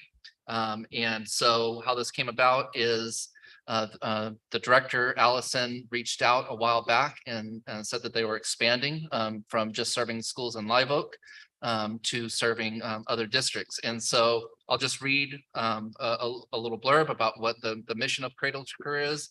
It's a family advocacy organization and a community connector. Sound good so far? Our collective brings together valuable community partners and connects them to local parents to hear directly about how to support hopes, dreams, and concerns for local families. Mission is to work collectively to empower families, deliver resources, and advocate for equitable and inclusive support systems to eliminate disparities and ensure all Santa Cruz County children thrive in their education, health, and character. Matches up perfectly with our mission statement as a district. I didn't have to be the sharpest knife in the drawer to say, yes, I'm interested. And so with that, we've worked together with some meetings. The thrust of the program, as far as the financial component in the 2 out years of the 3-year grant is to support a community organizer that is hired through Cradle to Career, but housed in our district. We've identified SoCal Elementary as the site that can use the most support based on the demographics. But we also intend to learn from what happens with the program at SoCal Elementary so that we can apply it to the rest of the schools in our district. With that way too brief explanation of why we want the board to consider approving this MOU, I'd like to introduce Leslie Goodfriend from Cradle to Career and let her tell us a little bit about herself and her team. And thank you again for your patience. Thank you. That's not a problem. Thank you. So my name is Leslie Goodfriend and I work with Cradle to Career. I'm one of the founding members of Cradle to Career. We started our initiative in Live Oak in like maybe 2015. So we've been in Live Oak for many years. We work with parents. So there was a lot of conversation about how do you get parent engagement. We focus on the parents that aren't already engaged. So we've been doing that successfully in Live Oak. Obviously, it takes time. So I'm here to say thank you to all of you, to Superintendent. We're super excited to get started. And we're also expanding to some other school districts. So I think it's probably good to know that we're expanding into San Lorenzo Valley Elementary, and also 2 into Bayview and Galton Santa Cruz City Schools. So we'll all be learning from each other as we go. I'm really excited also to be able to introduce your community organizer. Okay, first of all, thank you for having us here. My name is Jerónimo. I will be the new community organizer for SoCal Elementary School. Just a little bit about myself. I am from Waltham, California. I went to Sacramento State. I majored in women's studies and sociology. And yeah, so through personal life experience and obviously my education, I become passionate about, community advocacy. And I'm looking forward to hitting the ground in January and starting by building, relationships and just learning more about the great work that you are doing. By exploring how we can collaborate and strengthen equity-driven family engagement and empowerment in SoCal Elementary School. Once again, thank you for having us. Welcome. Yeah, welcome. Good evening. I'm Christina Cuevas, and I am a member of the steering committee for Live Oak's Cradle to Career project. And I've been involved since its inception in 2015. And it's really been an exciting experience for me. I have seen what happens when administrators, staff, and parents work together on issues to address, educational outcomes, health status, and community engagement. And to see what's happened in in Live Oak School District from pre-K to now we're in middle school has just been really exciting.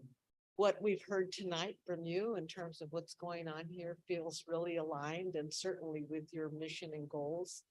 And I would be remiss if I didn't say the other thing about myself, and that is I am a member of the Board of Trustees of Cabrillo College. I represent District 3, which includes y'all. Yeah. And a former Live Oak resident and now in Santa Cruz Gardens, and looking forward to working with you all. Thank you. Thank you all. Yeah, We may have a few thank you. questions, as Yeah. you may have noticed. The last thing I would add is many of you know John Leopold, former county supervisor, former SoCal L parent. He was also, can I say, a founding member? Yeah, so another great stamp of approval. Yeah. So will you have a physical presence on our site? And do we have a place? Yes and yes. Oh, It'll be okay, SoCal Elementary. okay. But again, I want to emphasize that we don't want it to just be in a silo. We will take what we learn from SoCal Elementary and make sure that in all of our team, administrative teams and everything, we expand that to the other sites. See, this is, when I mentioned community school, this is what I'm talking about. Is that we make a space for the different services. I know that the state has a definition of community school. I'm not talking about that. We're listening. Yeah. Okay, thank you. And we're lucky Thank they you. came along. Just gonna call it. And would love to expand our work with United Way. Are you interested in youth employment? plan? Well, when they get to an age where it's legally. I mean, we're gonna start at the elementary school, so I don't think they're That's legally. the career part. Yeah, but want to get there, certainly. That's 14 years old. Can you tell us your name again? Is it Cristal? Yeah, it's Cristal. I'm just want to say that welcome to the district. We're so excited to have you, and the families are just gonna really just benefit from your work. It's just, we're just, yeah, a great position that you're filling. I'm excited to begin and just, get a feel for, the students and obviously the parents. That's wonderful. Yeah, wonderful. Yeah, I've been following the journey through Live Oak and reading the various communications and updates, and it's just been incredible to hear about the program from the very beginning and the inception. I think it is something that Supervisor Leopold had told me about many years ago, and then tracking along as it's grown and hearing from people what it's brought to Live Oak School District. So when I heard that this was something that could be coming to us in SoCal Elementary, I'm so glad and so grateful, and welcome, Cristal, and thank you all for being here and waiting it out with us. But it's such an important program, so I'm really excited. Any other? Yes. Right. That would be Yeah, come wonderful. back. That's always the joy to hear about the beginning and and then do the follow-up to find out how it's going and to see how we can support you.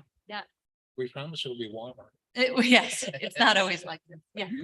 For someone who's not familiar with the program, can you give me an example of like start to finish and like a practical example of what you do, how you interact on a daily basis, and maybe pick one success story that you've had where you, so I can, yeah, Right. I figured, and I love the United Way, by the way. Yeah, So one of the things I like to say when I talk about creative careers, it's not actually a program, it's an initiative. Mhm. An initiative is more a system change where we also impact the daily experience of people.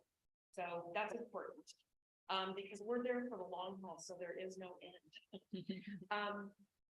For example, what Cristela is gonna do when she first gets to SoCal Elementary, she's gonna start to engage in new parents. And then she's gonna invite them to be part of the current leadership committee. And at Live Oak, at this point in time, all of those committee meetings are held in Spanish. It's primarily the Spanish speaking. We have had English speaking parents that come in and participate. And so then we do a bilingual or simultaneously translated. We always have all meetings simultaneously translated, so everyone can participate. that's great. Equally. She's also going to do what we call a hopes and dreams workshop, going to the preschool and saying, what are the hopes and dreams for your children? That's how we started at Live Oak, and that's where we got our 3 goals of good education, good character, and good health. Hopes and dreams that parents have for their children. And then we included community engagement as our 4th goal. So that's how she'll start to engage parents, invite them to the parent leadership committee. We also are going to have steering committee meetings. And we're going to be we will be receiving the number soon.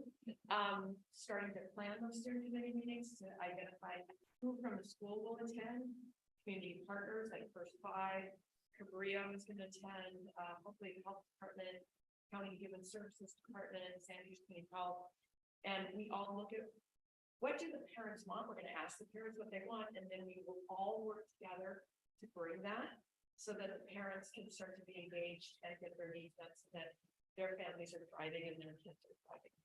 Is that, a success story. Here's a really quick success story. Early days when we were just starting at Life. And we would have these big steering committee meetings that had a lot of parents attend. And we had one mom, monolingual Spanish speaking mom, who said that she, before getting involved in cradle to career, she was really feeling very depressed. She was about to seek mental health services. And then she started getting involved in cradle to career, and all of a sudden she started having community. And she moved out of that depressive state, and she became incredibly involved and became trained as one of our collaborators, which is community health workers, which we also have, and we will also be bringing that to your school, and also seeing if there's folks at your parents at your school who want to become these community helpers. So that's a success story. She's super engaged. She's amazing. There's many stories like that. There you go. That's absolutely awesome. That's exactly what we were talking about. And I don't know if you heard, I mentioned earlier about one of the things we had at CSBA. And this is exactly what they were talking about, is building trust with families who, yeah, that's 100%. You're our face team. That's great. That's wonderful. Are you kind of connected with Children's Network then? Because you're same place. Yes, Cool. yes. So we have some of our folks that work with credit are connected with. We used to have someone way back who was a rep from our board. Yeah, I'd love to hear what the parents say. Well, we'll bring that. You will. That's Oh, great. great. Yeah, 100%. There are, I think about that same person who is so isolated. And these parents now go to the board of supervisors and advocate for things. Wow. They speak up.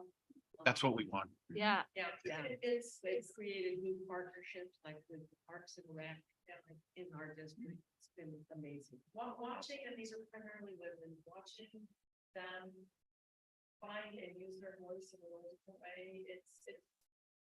It's one of the most meaningful things I've done in my whole career. And what the children say about seeing their parents take leadership. Yeah.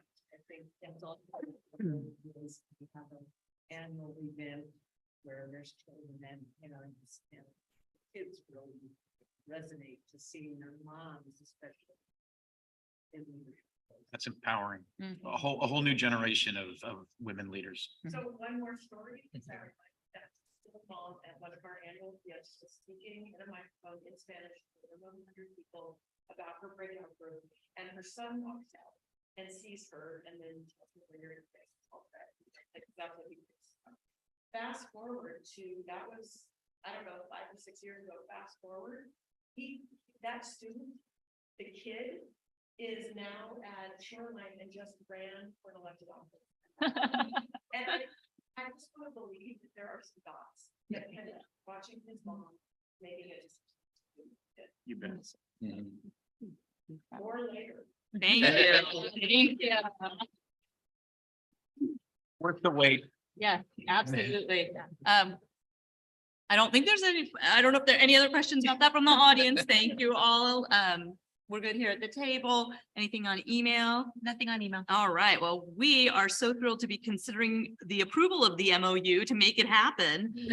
Do I have a motion to approve this MOU between the United Way and our district? I'll make the motion to approve. All right. Do I have a second?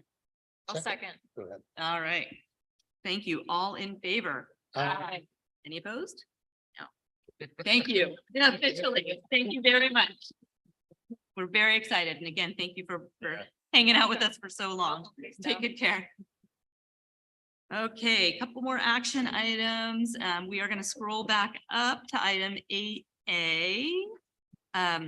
To consider nominating the CSBA delegate assembly rep for subregion 9A. And I know we got a page with a correction. Yep, and it has a little highlight up there at the top. So, Can I say something at the beginning of this? So the correction has, I see that they're fully staffed. but there's still one seat One that will vacancy. term out in 2023. Oh, gotcha. There's The page, I'm so sorry, the page number on this one, I was. 117. Thank you so much. Because somebody's item is like 100 pages. That's Let's be real, it's longer than that. Oh, that's smart. Thank you. I just circle around it. Okay. So long story short, the CSBA Delegate Assembly helps set the tone and the direction for California School Boards Association, which most of us have had a chance to attend recently, their annual education conference. And just to make things as clear as possible, Phil Rodriguez has often served our subregion, which is subregion 9A, in that capacity. So thank you for that previous service, Phil. When Phil vacated a seat here in the district office, he vacated his seat on the delegate assembly for CSBA as well. You can see from the second page with the nice red circle there, that seat has been filled, but that the term ends in 2023. And so there will be a new term for our sub-region. And so this whole thing is just about to see if anybody on our board wants to nominate somebody to potentially fill that seat. And I'm just a little confused, 2023, so at what point do you actually? April. Oh, April. So we're getting ahead of the game right now, or? Well, we have to turn these in by January so that Oh, all the January. processing Oh, for the yeah, yeah, election yeah. can take Deadlines. place. Yeah, yeah. So got it. basically, we throw out nominations Oh, and yeah. then when they're candidates, then they do their statements and then Oh, I all of see. the boards in the region Yeah. have votes. And then there's an election. And there's an election. And this has to be turned in before our board meeting in January, so it's now or never. What's the time commitment for this? And when do they meet? How?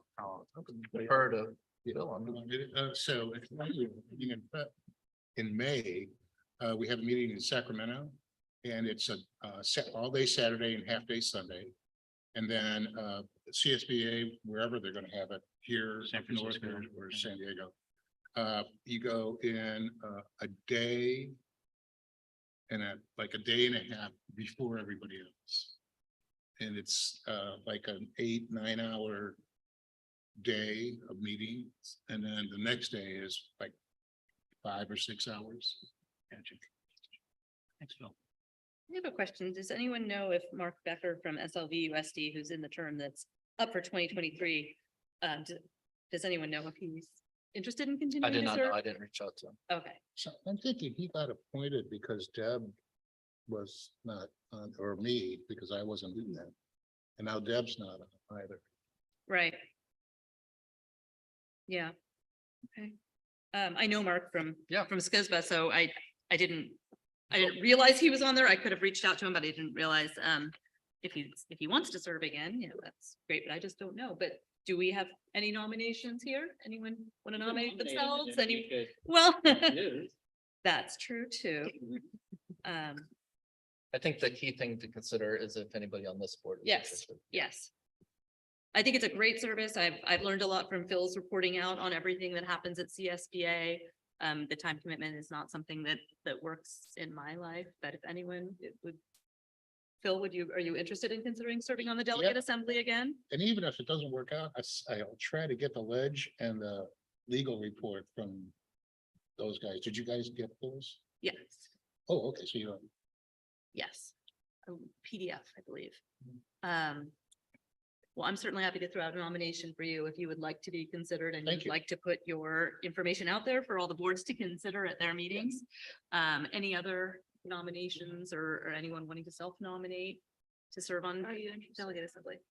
I honestly, I don't believe I really understand it, and I'm not sure what the duties involved. I don't really know what this is all about, to be real honest. So I'm gonna just abstain for right now and wait till I hear from Phil and have somebody who's experienced with it, so I can learn more and be better prepared to make a decision maybe the next time this comes up. Oh, Yeah. sounds good. Excellent. Well, So I will second the nomination of unless Phil. there are any others, thank you very much. And Phil does a great job explaining as the meetings happen, he does a good job, really great job reporting out to us what all happens, and so it'll be a great way to learn about a little more. There is some drama. Yeah. I have never been in any body where they have hired a professional parliamentarian that sits on the dais. And every meeting, he's called in. Wow. Yeah. Now I'm even more curious. Amanda's favorite word. I'm even more curious. I do like the word curious. I love it. Curious and awesome. We've got our Yeah. notes. Well, we've got a motion and a second, and I know we're all getting a little tired. Do we have any comments from the audience before I thank you? Anything on email? Nothing on Oh, email. Mark Becker wasn't like, I'm watching your meeting. Okay, then let's go ahead and call for a vote. All in favor of nominating Phil to the CSBA Delegate Assembly Representative for Subregion 9A? All in favor? Aye. Any opposed? All right, thank you, and thank you. And then our final action item, we're on 8B now to consider approval of the 22-23 first interim report. Save the best. No, it just, mine are always the last ones. They're always the most amount of pages and the most invigorating. So good evening again, board. Just as kind of a little summarization of first interim before I kind of get into the report itself. It is required that we report out to the board 4 times in a year: first interim, second interim, adopted budget, and an audited actuals. Each of those 4 reporting periods produces a SACS report, which you'll see attached in your docket, which varies between 100 pages and sometimes 120 pages, depending on which of the interim reports I'm submitting at the time. This information is collected through our financial information system, Escape, and then DAT files are collected and uploaded, put into the state software, which was a real treat. Learning the new online better version, as I was told, of it being web-based. And that was a steep learning curve on the web-based version from the 1980s version that they've been using for all these years. And so the format does look slightly different for board members who are used to the older format. It's just changed slightly. After all that information is input through our financial system, there are other documents where I hand type in information such as our multi-year projections, and you see an Excel spreadsheet attached to the docket as well. And that's really information from that Excel spreadsheet that I regurgitate and put into the SAC software. it then does its process and then analyzes everything. Criterion standards are the last pages of the document. They are the heftiest. There is some information that's imported from prior interim periods. Other information I have to hand put in based on historical information. Like then, after all of that is said and done, the document tells me which the multi-year projections is based on if we have a negative qualified or positive certification. A negative, just as a recap, a negative certification is not being able to meet your financial obligations for the remainder of the fiscal year or a subsequent fiscal year. Qualified certification is any district that cannot meet their obligations within the current fiscal year and 2 subsequent fiscal years. And a positive certification is that you can make your financial obligations in your current year and the 2 out years. And so with that, we are continuing to receive in various formats additional state and federal COVID relief funds that were adopted in the budget in 2022. A lot of those funds are in relation to the ELOT program that was already presented this evening. And the so I don't know how to say it, possible unstableness of those funds. And there's not been, it is a commitment by our governor and by our state right now, but that is based on available funding and what goes on in our general level of budgeting within the state. As you know, we receive our funding through state income tax, federal income tax, state income tax, property taxes, and sales tax are the 3 big areas where districts receive their funding. And so, and all of that money is now put within our budget. There are 2 areas within the budget that I'm going to talk to a little bit later that are part of the 2022 adopted budget, but not reflected in the first interim report. Other than that, our multi-year projections and all of our carryover has been posted into the budget that I'm now presenting you.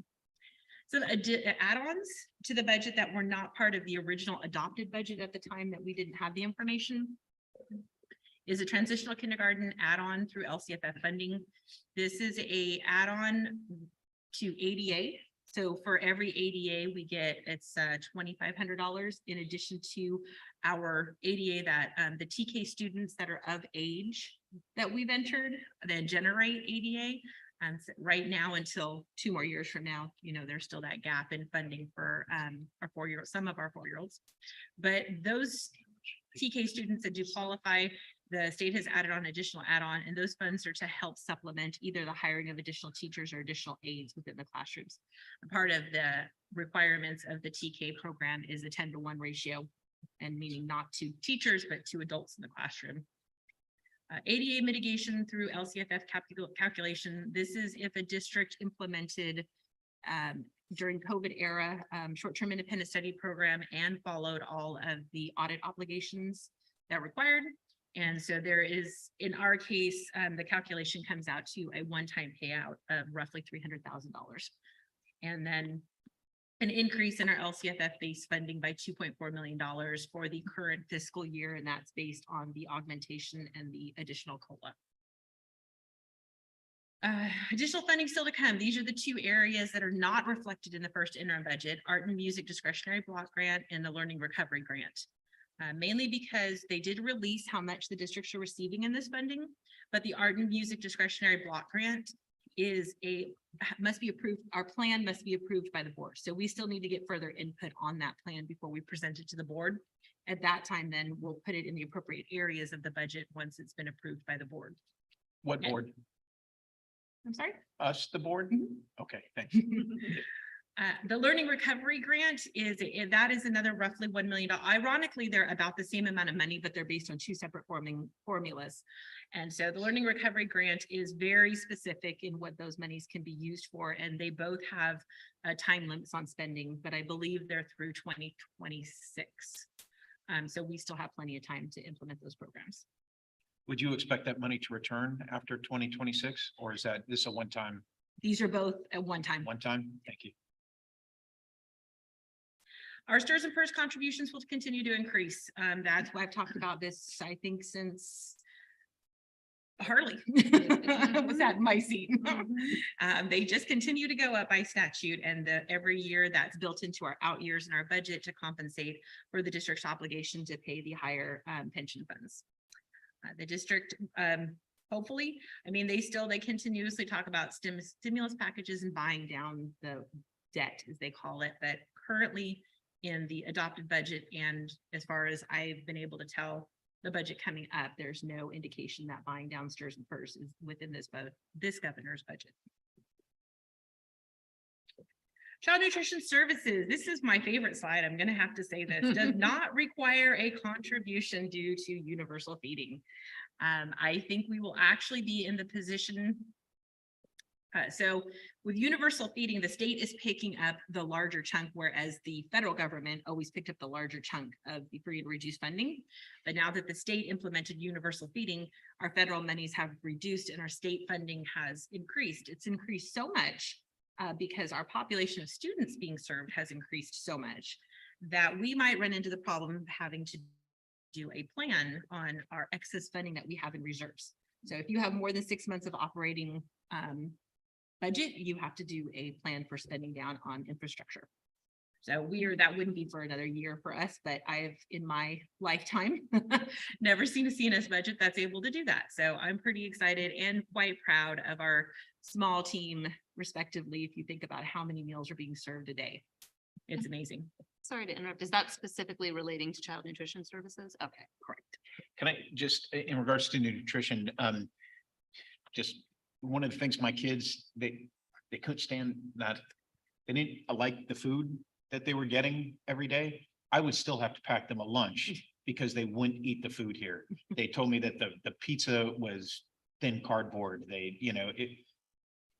I don't know. How does the funding translate to better food, better nutrition for our kids? I mean, if we're doing a universal funding, is that just, I don't know anything about it. So excuse my ignorance, but Oh, has that changed? Real-time data.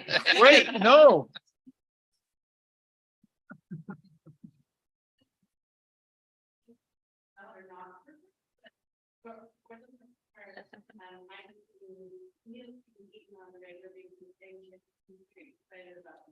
Oh, fantastic. Okay, great. There you go. Good news. Okay, yeah. And just as Thank an, you.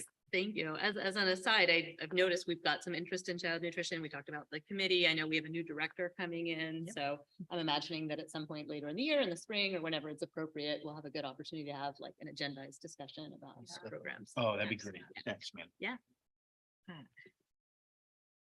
Sorry. No. No, my- Regroup. Our free and reduced applications. One of the areas we still, we as a district, we collectively in California struggle with right now is a lot of our funding mechanisms in some form are based on our free and reduced applications that are turned in, or a alternative income form, which is another form of collecting this information.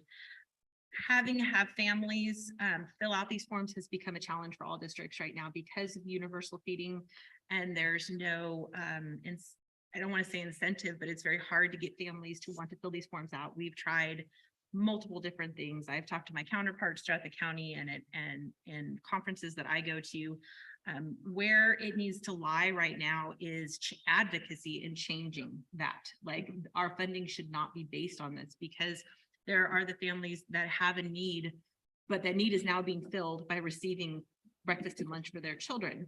And there are still other areas for families that with free reduced applications, reduced internet services, feedback cards, things like that they do have access to by filling out these forms.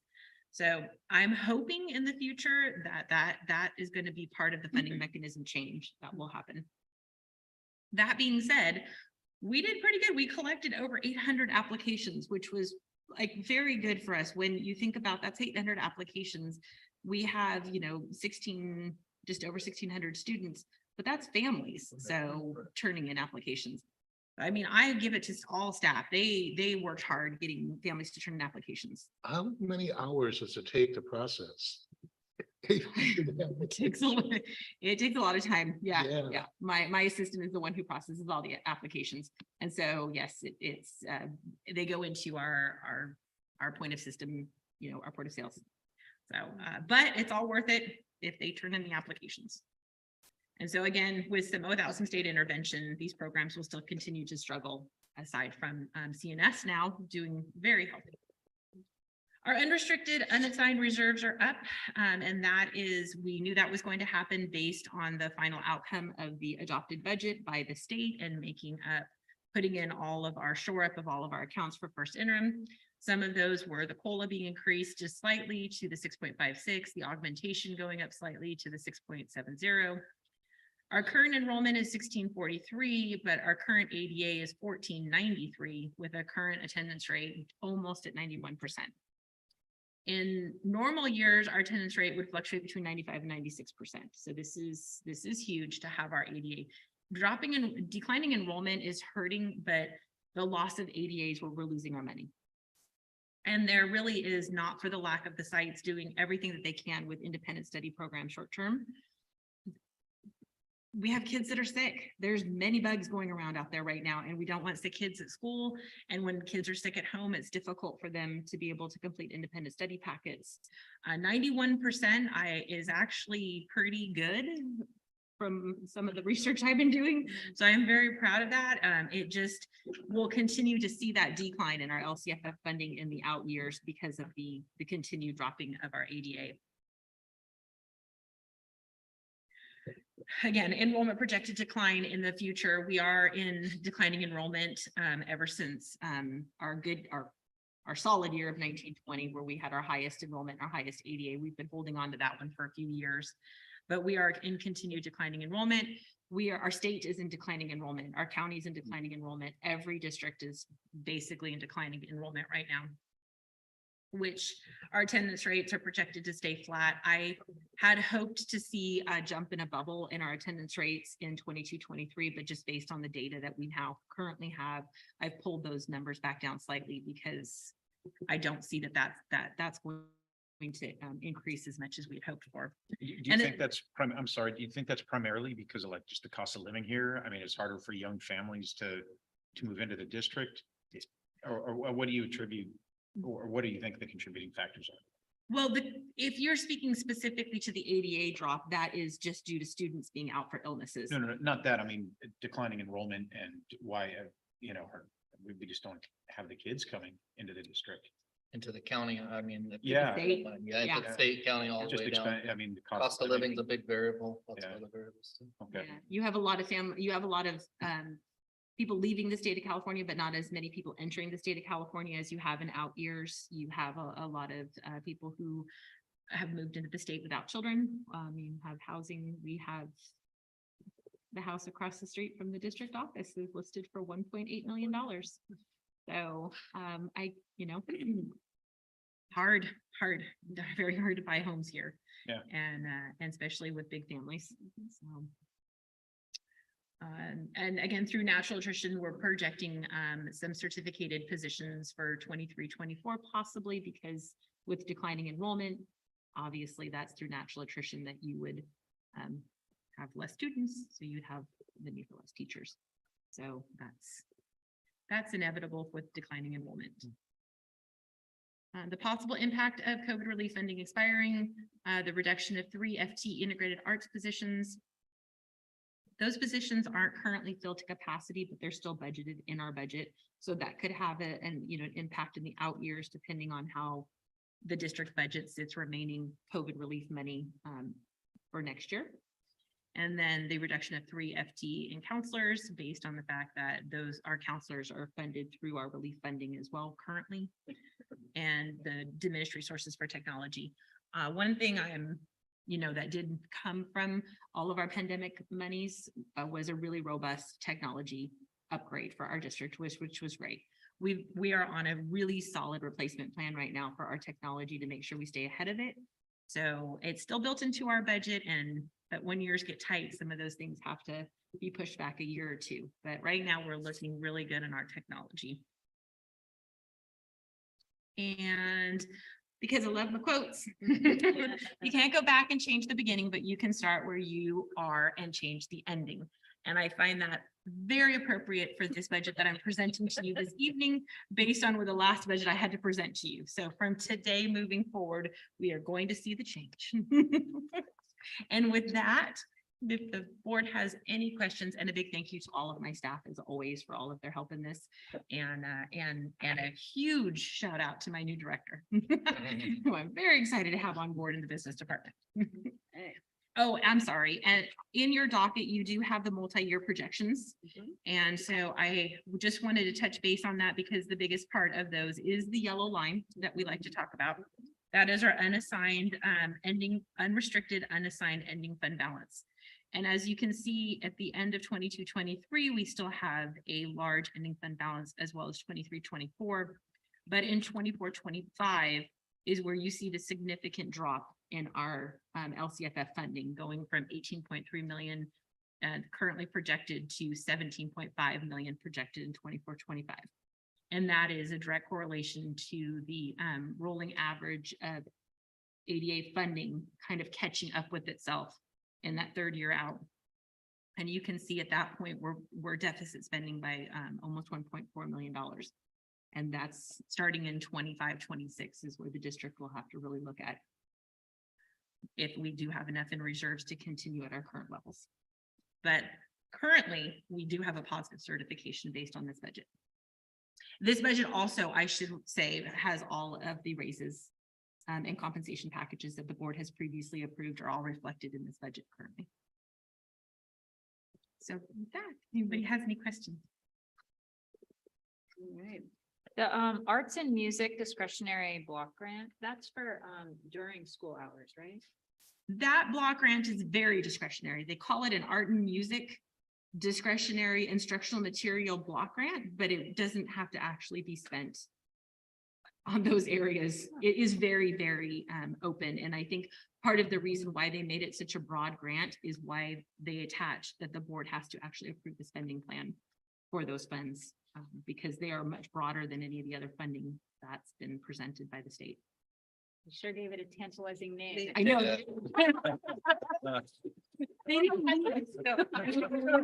didn't lead with like discretionary block grant. It was like Yeah. art, music, instructional material, discretionary block grant. If you want. Okay. One other thing that isn't mentioned in here because it isn't currently reflected in this budget is Prop 28. And that is something that we've talked about, and that is the possibility of the state fully funding arts and music through Proposition 28. And we're still getting more information on that. And that wouldn't be available to the district till 23-24 next year. Oh, that'd be nice. Team, more questions or comments? I'll go last. I don't know enough to know what to ask at this point.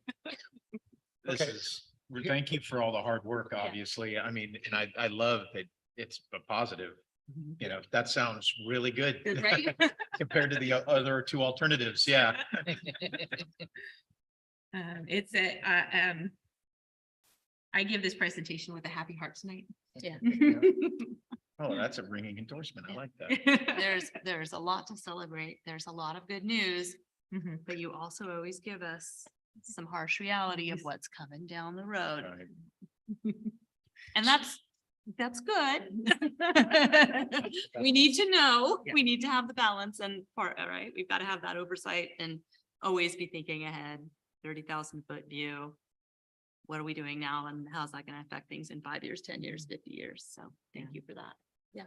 Bill? you have So, something to say? Michelle, you constantly amaze me. Yeah. So I looked at the special ed, and you don't all have to jump to it, the special ed detail ending balance. 133,000, that's close to zero. Yeah. But you did better. You got a 46 cent, a 39 cent line item in there. I don't know how you did it, but yeah. Yeah. It's funny that I get kudos from you and the COE is like, you got pennies in there. Get rid of it. Yeah, they're gonna, yeah, somebody's gonna say. "Spend." Okay, but here's the real message I got, and that's, I will call it first off, 3 years of deficit spending. That's what we're signing up for. But it's what I call the 290s. And so you go to ADA on page 198 and compensation on page 202. ADA is 90%, compensation is 90%. And so where CSBA says it's 85% average, we're at 90. Yeah. For 3 years now, gonna be. And they are like, in physics, they're entangled. And so if ADA goes down, then the percentage of compensation goes up because the pie is smaller. Yeah. If ADA goes up, then that we have a little extra then. Yeah. So they are linked at the hip, and those are the two numbers I walk away with. Yeah, that's our ADA is, like I said, declining enrollment is one factor, but declining ADA is the largest contributing factor. I mean, at 90%, that means that every day there's like over 150 kids missing. Yeah.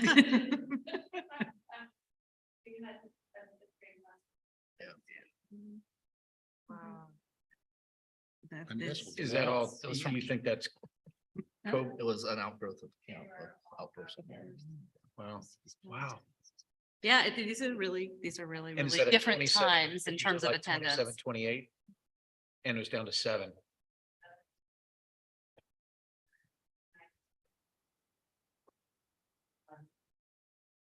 This is 5th grade, you mentioned? And what school is this at? SoCal? So Well, here's a great example. 27 students, only 7 show up. We pay the teacher, of course, 100%, but Yeah. only get reimbursement for some. Yeah. Well, another form of advocacy, I say at every one of these interim meetings is advocate to get paid on enrollment, districts to be funded, I shouldn't say paid, funded on enrollment and not ADA. You have to pay for all your staff 100% of the year, not 90% of the year. So that's no more free and reduced, different funding mechanism and to fund, we are one of only 6 states that fund on enrollment. So that's just a huge factor to be able to be, I'm sorry, And funded on ADA. ADA, yeah. And to have that change to enrollment that alone would be amazing. So when you talk about advocacy, I know Amanda, kind enough is to be on that board with representing us, or the position representing us to other politicians and things like that, and talking about advocacy. Is that, what can we do? I mean, like we called John Laird. I mean, how do we advocate for what you're suggesting? I mean, if that's going to get us more money, I mean, I trust your expertise, really, what do we need to do to get either that changed or to help fund and get what we need for unsustainable over 5 to 10 years, like Amanda says, considering what ADA is going to keep going according to the projections. If that keeps going down, we're just going to be worse and worse situations. So how do we, as board members, advocate and do what you need us to do to help fund this for the next 50 or 100 years or whatever we need, you know what I mean? Yeah. Just, I mean, if you don't mind, I'll hop in and say one thing that I've learned is we hear about a problem from staff, we hear about an opportunity for advocacy, and then we can reach out. I've really found the PACER program with CSBA to be super helpful. So we have a PACER, I'm forgetting the acronym, but I can connect you I with met her at the board. Rachel Wells. So she's, uniquely working with our region, our area. And so, she connected me with an opportunity to have a meeting with John Laird and a few other school board members on a particular issue of interest to districts and CSBA in general. So I'm happy to reacquaint you with her through an email connection. And so sometimes it really is reaching out to her and saying, hey, I'm hearing about an advocacy opportunity from staff in our district. How can you help me connect with our local legislators? That's one thing that I think is helpful. And certainly another thing is, directly contacting our local advocates, whether you want to write a letter to Jimmy Panetta, et cetera. But I'm happy to share the slides for the presentation on the ABCs of advocacy, because I thought it had some really good, some good detail there. But for me, I would start with the PACER because she is really tied in with all of our local electeds.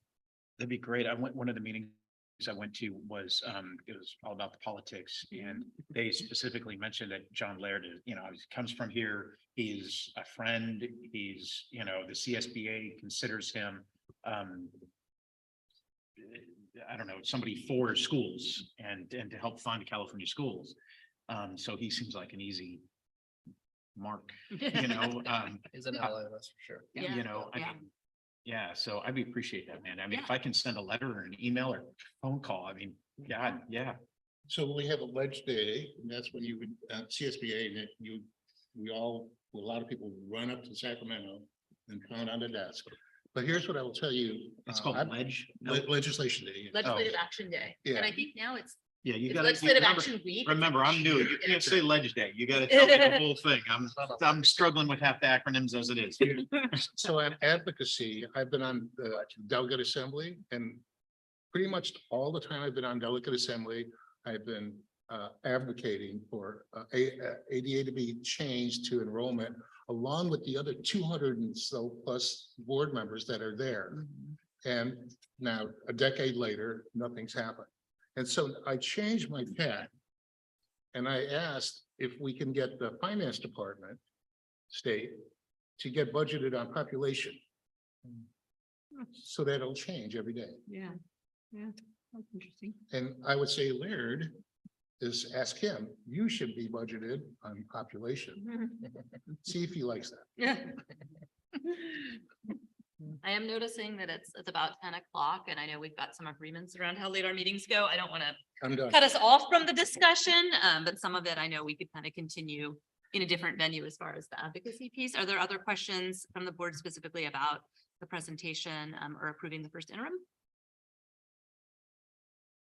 Just one quick question. You mentioned 800, I think you said 800 free and reduced lunch forms. That's not all qualifying, is it? No.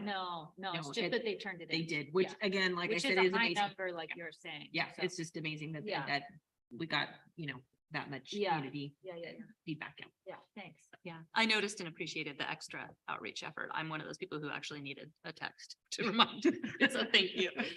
I shouldn't, but I do. Anything else from the board table? Anything from our audience? Yes.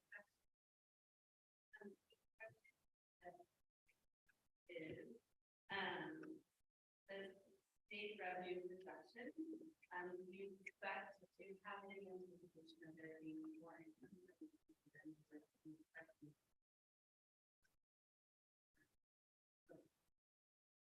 In regards to COLA, or is that, yeah.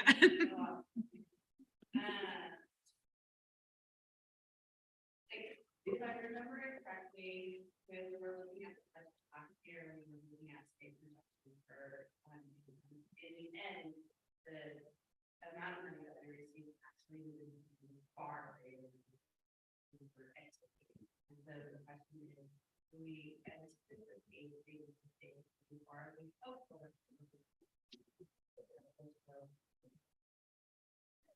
I can answer that in two forms. The current 22-23 budget is adopted by the state and that will not change.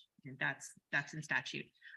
The projected COLAs for the out year and or the addition to any augmentation, it would all be part of the governor's January release on his budget. Like every year when they release the budget, they finalize the budget, they, along with their own analysis, look at the health of the state of California and make a determination of our top 98 minimum and then what that would look like. So yes, the governor could release a budget that has additional funding in one-time monies in COLA or the opposite thereof due to inflation and declining income in the state of California. The projected COLA could be reduced. I've seen both. Anything on email? Sadly, no. I know. Okay, well, we gave them the opportunity and that's important. If there's nothing else from the table, do I have a motion to approve our first interim report for 22-23? I'll make the motion. All right, do I have a second? I'll second. Thank you. All in favor? Aye. Any opposed? All right, excellent. Thank you very much. Done with action items. Thank you. Thank you. Correspondence. Does anyone have any correspondence? Yeah, okay. Oh, Okay, so we have an official letter from Jimmy Panetta from the House of Representatives thanking Scott and Kelly, I'm sure as well, for the tour of SoCal Elementary School. So that is an exciting letter with a nice personal real signature. And so we'll get that into the record of the minutes. Thank you for that. Big shout out to Principal Witter and the whole staff there. Made it very welcoming. Yes, awesome. That's great correspondence. Next item is future agenda items. If any trustees right now at this moment want to request a future agenda item, you're welcome to take this opportunity, but we are also always open to take those via email, phone call, text, owl, et cetera. You just have to reach out to myself or Scott. Anything right now? Yes. go. Yes, and there's no rush on this one, but could we have a discussion about having a living wage parcel tax? Yes. Thank you. Okay. Thank you. And Superintendent Turnbull, I'm not asking for this to be a future agenda item, but I definitely heard your excitement about workforce housing and the tour you'll be taking. So I'm anticipating that'll be something coming up that I don't necessarily need to ask for. but Enthusiastic, Very, yes. very interested in that. So thank you. Anything else? All right, Ted, would you like to make the motion to adjourn? Yeah, I'll make the motion to adjourn. Special shout out to Ted since he's the one who second that. authored or helped with that. Or we had an original agreement about meetings ending at a certain time. We've got a motion. Do I have a second? I'll say. Thank you so much. All in favor? Aye. Any opposed? No, we are adjourned at 10:06 PM, late night, but thank you, everyone.